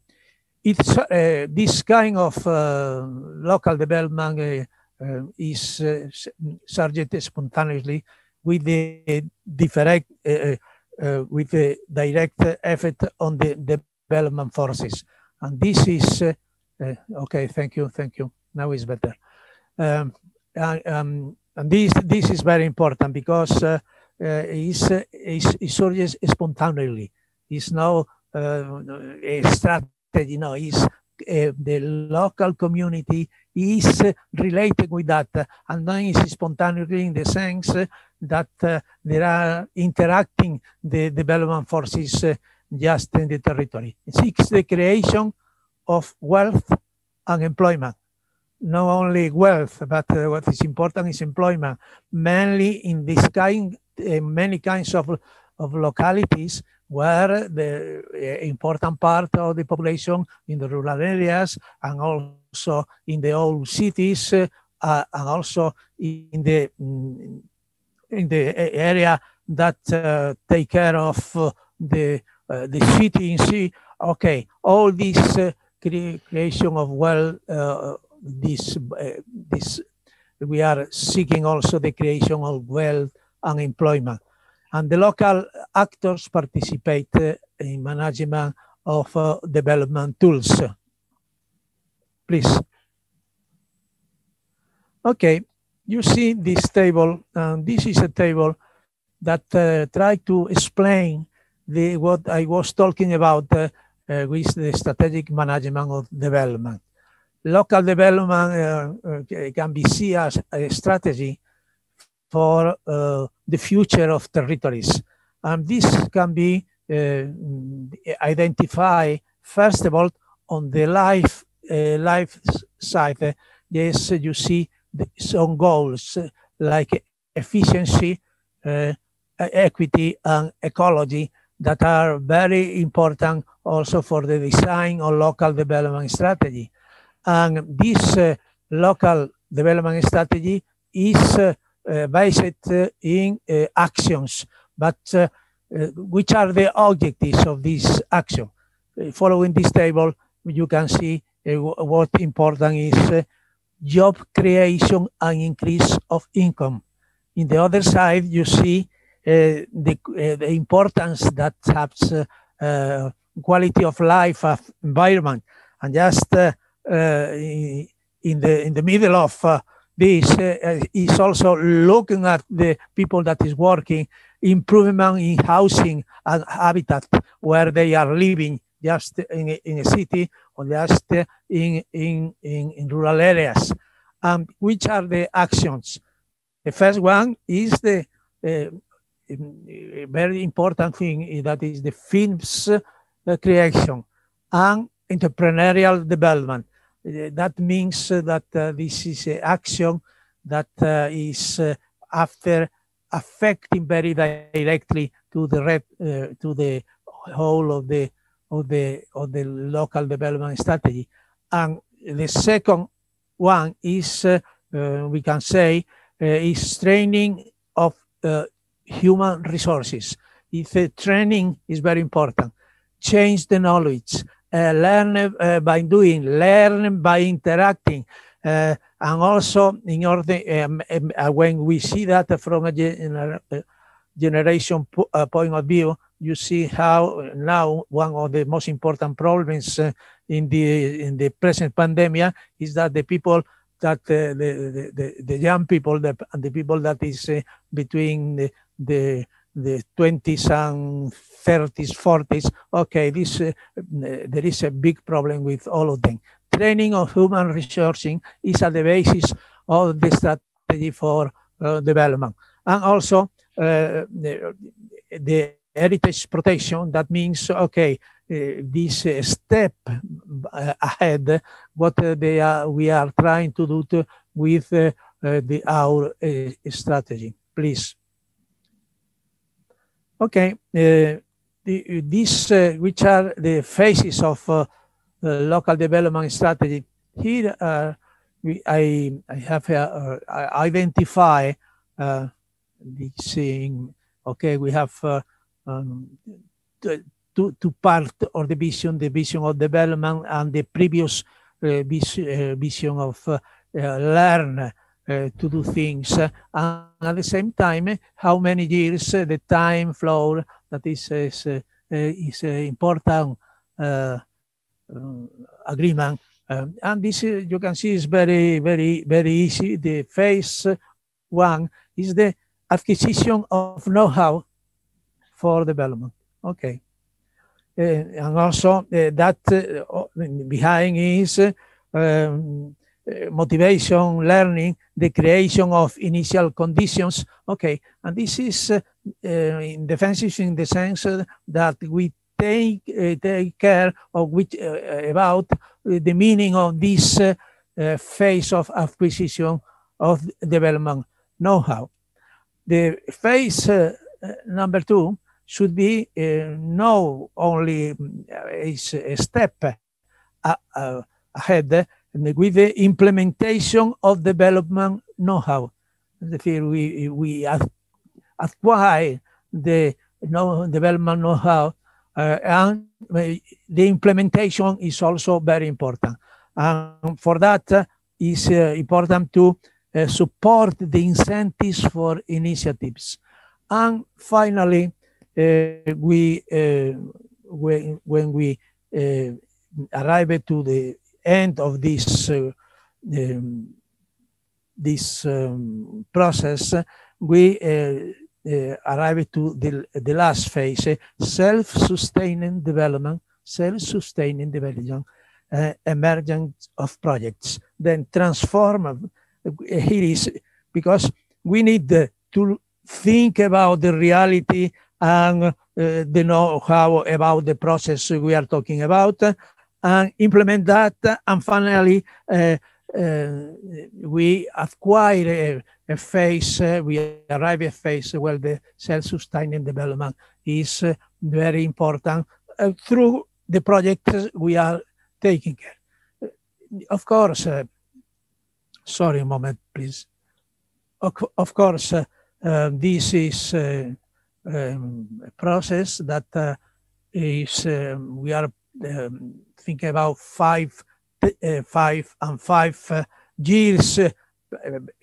Clearly, it's only a way to express that we need some time, and also could be different from depending on the kind of the locality we are talking about, the level of development they are. Okay, that is very important. And the markets where they are selling the products they are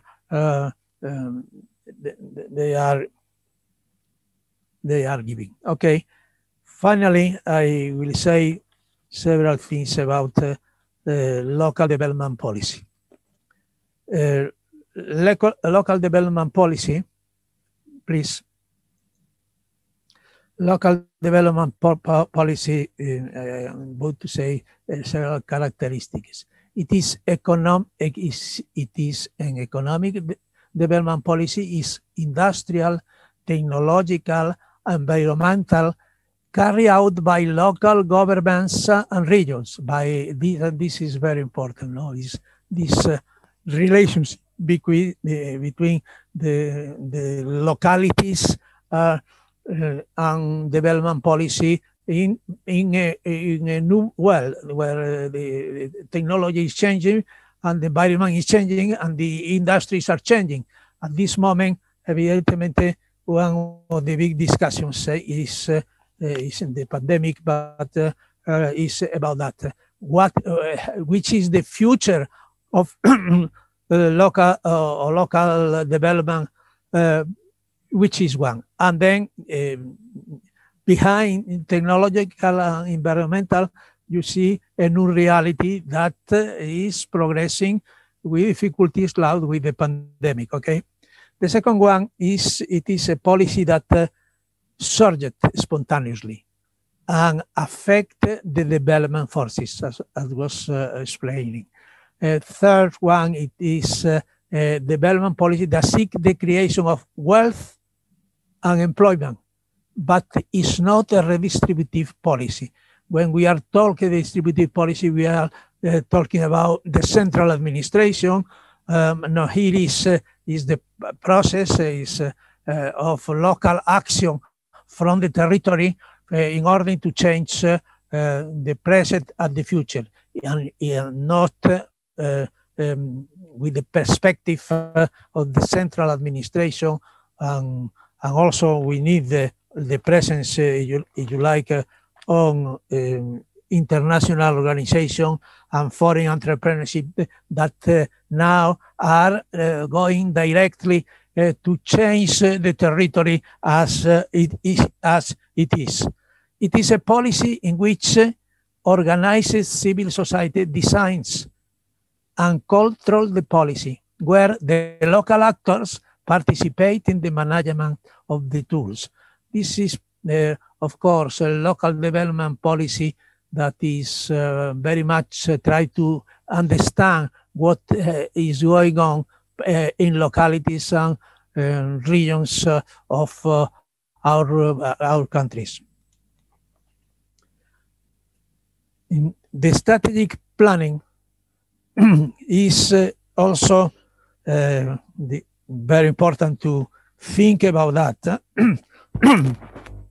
The first thing I would like to say is that helps cities and regions to target precise goals with the initiatives, okay?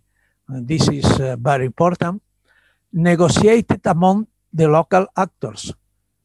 Local actors are not only, we can say, entrepreneurs, but are also people that is actors of social and political policies, local, and also is the population is very important, and then the relationship of local actors with the population is that negotiating with all these local actors helps to define a strategic aim at achieving and maintaining competitive advantage of the territory.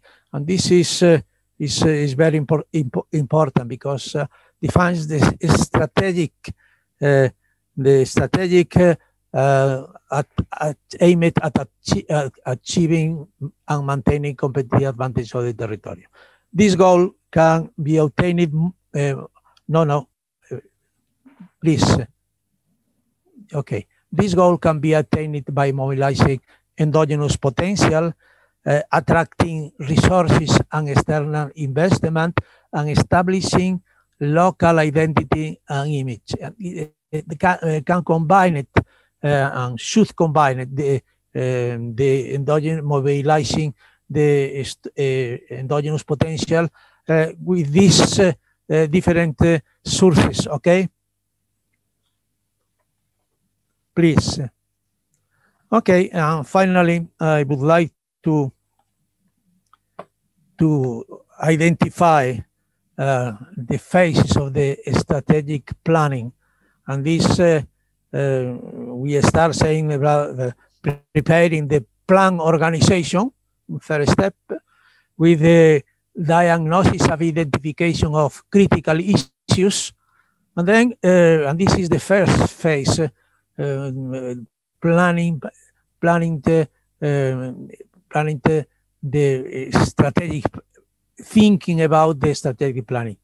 First of all, the second phase is external and internal analysis of the topics we are dealing with, and that helps us to go to the third phase and identify goals and objectives and development of strategies. And once identify that, we arrive to a fourth phase about the action plan, that means the plan implementation. And that's okay. As you can see, what's very important is that it's no thing that can be made in thinking about the reality, all these things together. No, all these things should be identified with the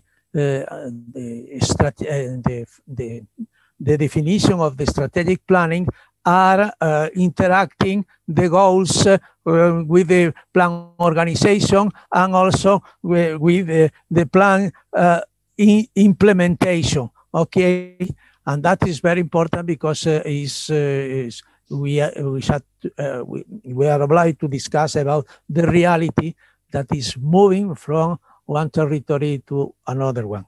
And okay, I finish my presentation, and thank you very much indeed. Thank you very much to you, Professor Antonio.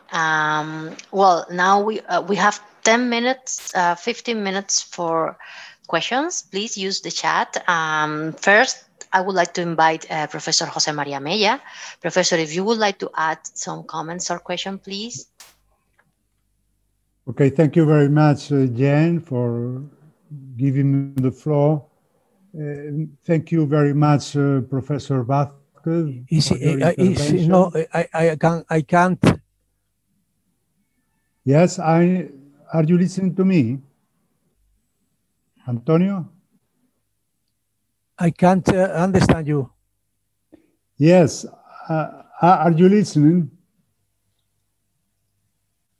Do you hear me? Okay, so I think, yes. Are you listening?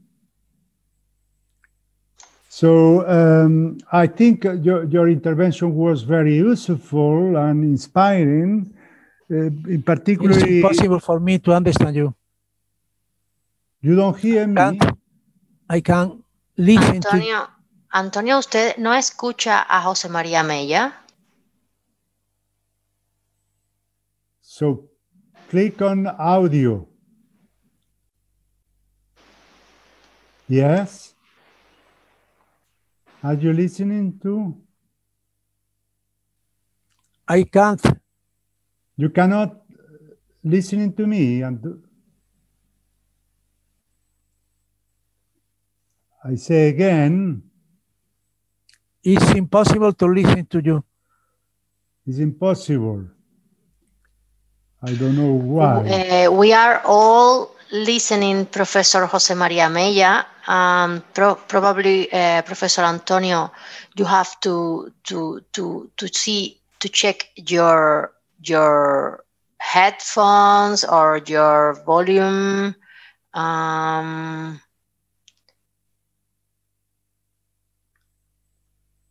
The sound of your PC.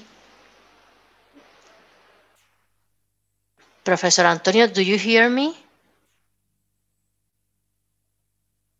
I think not. He's not hearing us. I'm going to phone him because I have his telephone number. Okay. Thank you. Esther, are you there? Yes, I'm here. Would you mind being in touch with Antonio in order to help him if he needs? Yeah, I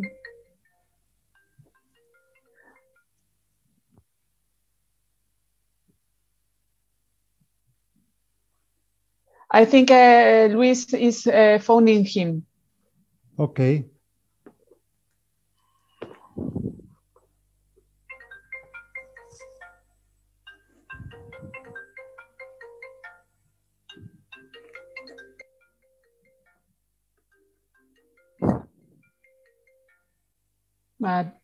Sí. Sí. Antonio. Sí. Dime. ¿Ya ahora escuchas? Antonio. No os oigo por el ordenador, no. Debe ser que tienes... Well, anyway, in trying to be efficient with time, please, ¿Quién eres? Esther. Esther, could you call him? No te había reconocido. Dime, Luis.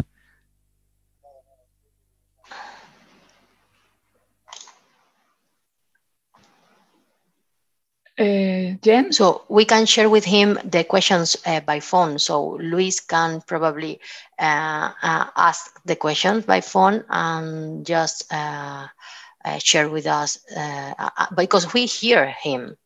So if we pass the question to him by phone and he only speaks and that's it. Okay. I would try to talk with him. I don't know if he's talking with Luis. Yes, he's. Okay, once he finish. Luis.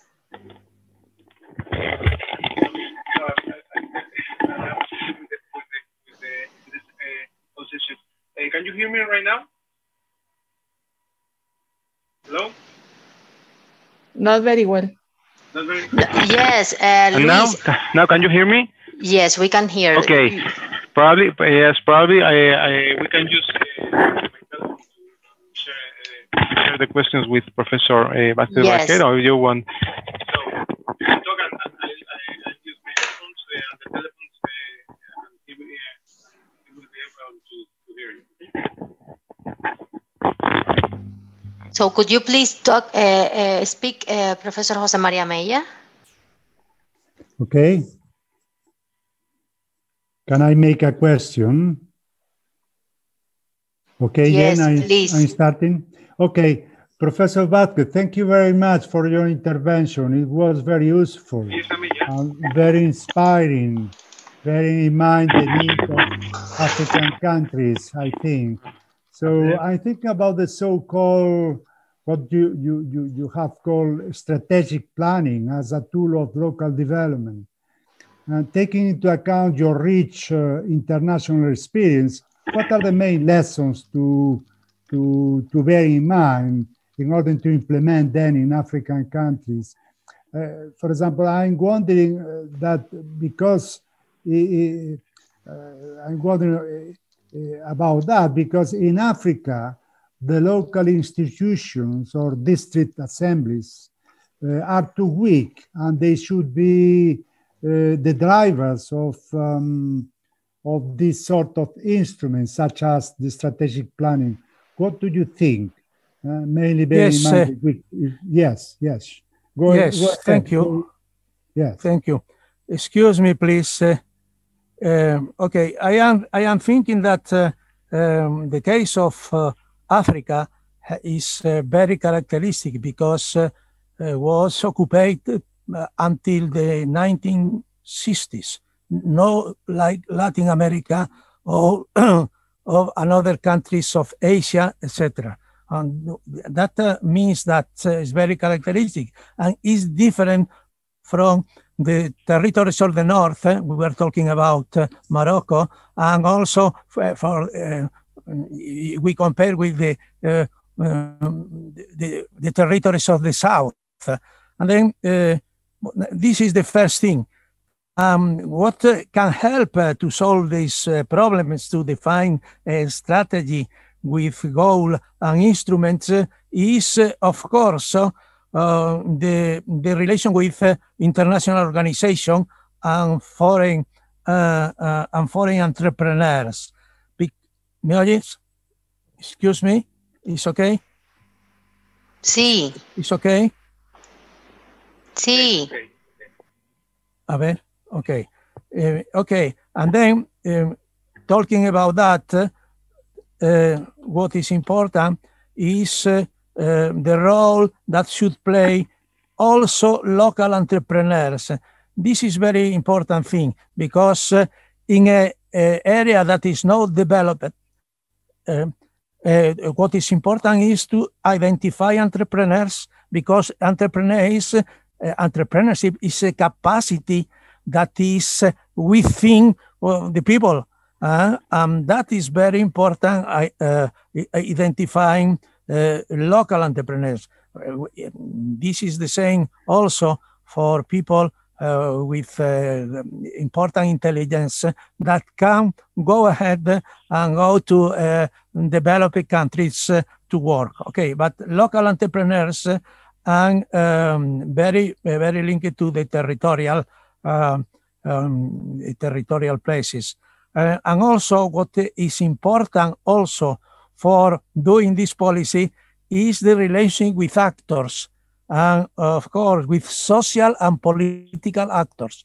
And then you have local entrepreneurs, social and political actors in the territory, and also finally what is important also is the links between entrepreneurship and the population, because the relationship with the population is very important, because if new entrepreneurship is going to take place, what is important is that the population, and that could be linked to the social and political actors, should be there. Then, from my point of view, this question in Africa is based in learning by doing. that is depending of each territory in the moment we are talking about. Then is goals, strategy, and instruments, what is in the end of this response. Thank you very much, Professor Vázquez. Thank you. Yeah, thank you. We have another question. The last question. No oigo. Professor Luis Collado. Can you share with him? He can hear us? Yes. Yes, okay. Yes, okay. Antonio, can you hear me? Sí, ahora te oigo, sí. Okay, one question. My question refers to the bottom-up processes in local development. The success stories in Europe and Latin America have a relatively organized local administrative structure behind them. And do you consider that this bottom-up development process can occur in rural areas where the local administrative structure is very weak or even non-existent, but on the contrary, it is the regional or national authorities that intervene in the territory? Okay. It seems to me that the rural areas is very special, but more for countries like Spain. But we are talking about in Latin America, in Ecuador, etc., and other countries. And then what you see there is that entrepreneurs dealing with the production of agricultural products, etc., are also appealing in rural areas. Then, from my point of view, in Africa, should be the same. Important part is going abroad, but other part is remaining in also very concretely the women are remaining in the where traditionally has been always there. And because of that, I propose the 1960s as the period where this change, these political changes was very important, and independence was also very important.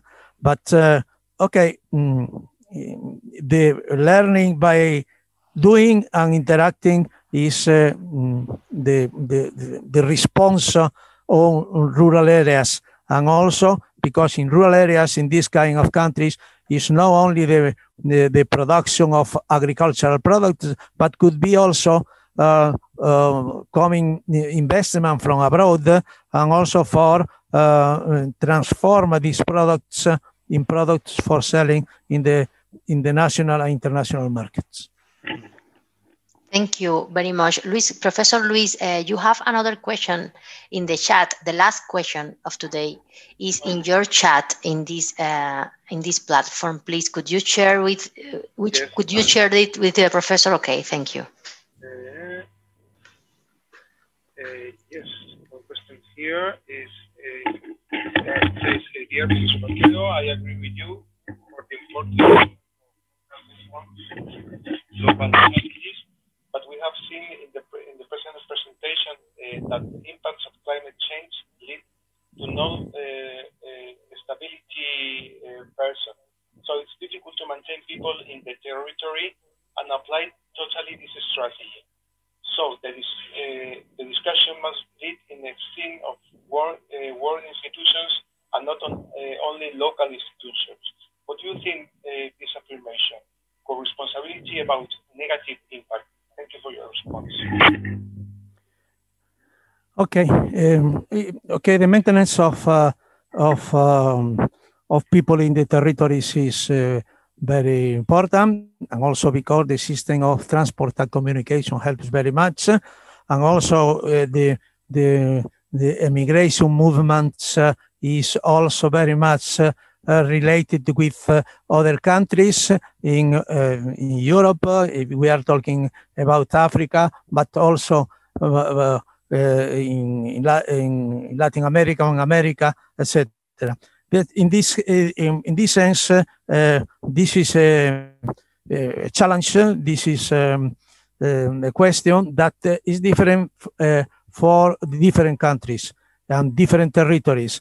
And in this relation, because one thing that in several parts of Africa and also Latin America, these minorities that are the people that are controlling the territory is moving, and that this is one important thing. And the second important thing is that the links of the cultural links of people to their territories, and the sense because the rules of the game, etc. These people learned when they were young people. They were at very beginning after they start they start to live in this kind of countries, up to the point that mothers of these people remains in some territory, remains in these places. And then because of that, the local response to globalization is always a fact. That is a fact that is moving very slowly. It's not to change, no, because, it's moving very slowly. And also, for instance, I was talking about Ecuador for saying something. For instance, in rural areas, I remember it was very important for me to meet to entrepreneur that was saying agricultural products in international market, because apple that is produced in rural areas now is apple with you like is with capacity to change the how is the substances that are helping the development of this kind of product.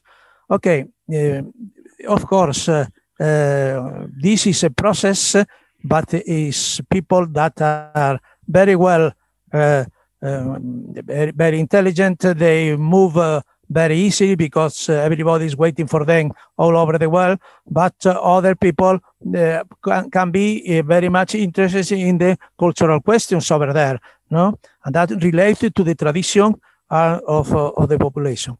In this way, it seems to me that these localities have roots very important for the people and for local entrepreneurs and also for social and political actors that are behind the entrepreneurship and the local population.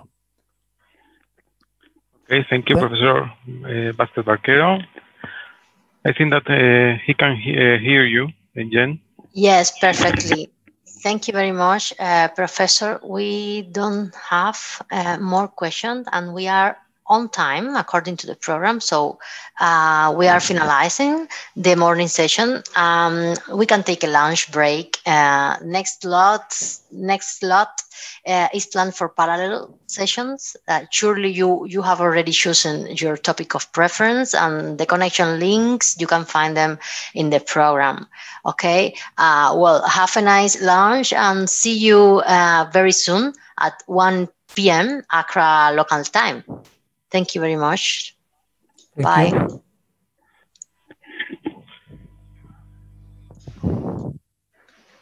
Sí, sí, Luis. Thank you very much, Professor. Bueno, we are finalizing. Porque es que para la presentación estaba bien funcionando eso, lo que me enviaban desde allí, pero la pregunta y los comentarios de Mella no me llegaron. No se preocupe, pero ya lo pudo escuchar y ya lo respondió. Muchas gracias. Bueno, ya puede salir, profesor. Bueno. Gracias. Okay, I will end this session. Okay, thank you very much bueno, to all of you. Saluda a la moderadora porque trabaja demasiado. Muchas gracias, Antonio. Tú ya sabes, aquel refrán del norte dice que el trabajo es sagrado y no hay que tocarlo. Bueno. Muy bien. Buenas tardes. Bueno. Buen día, hasta luego. Buen día, Antonio. Hasta luego.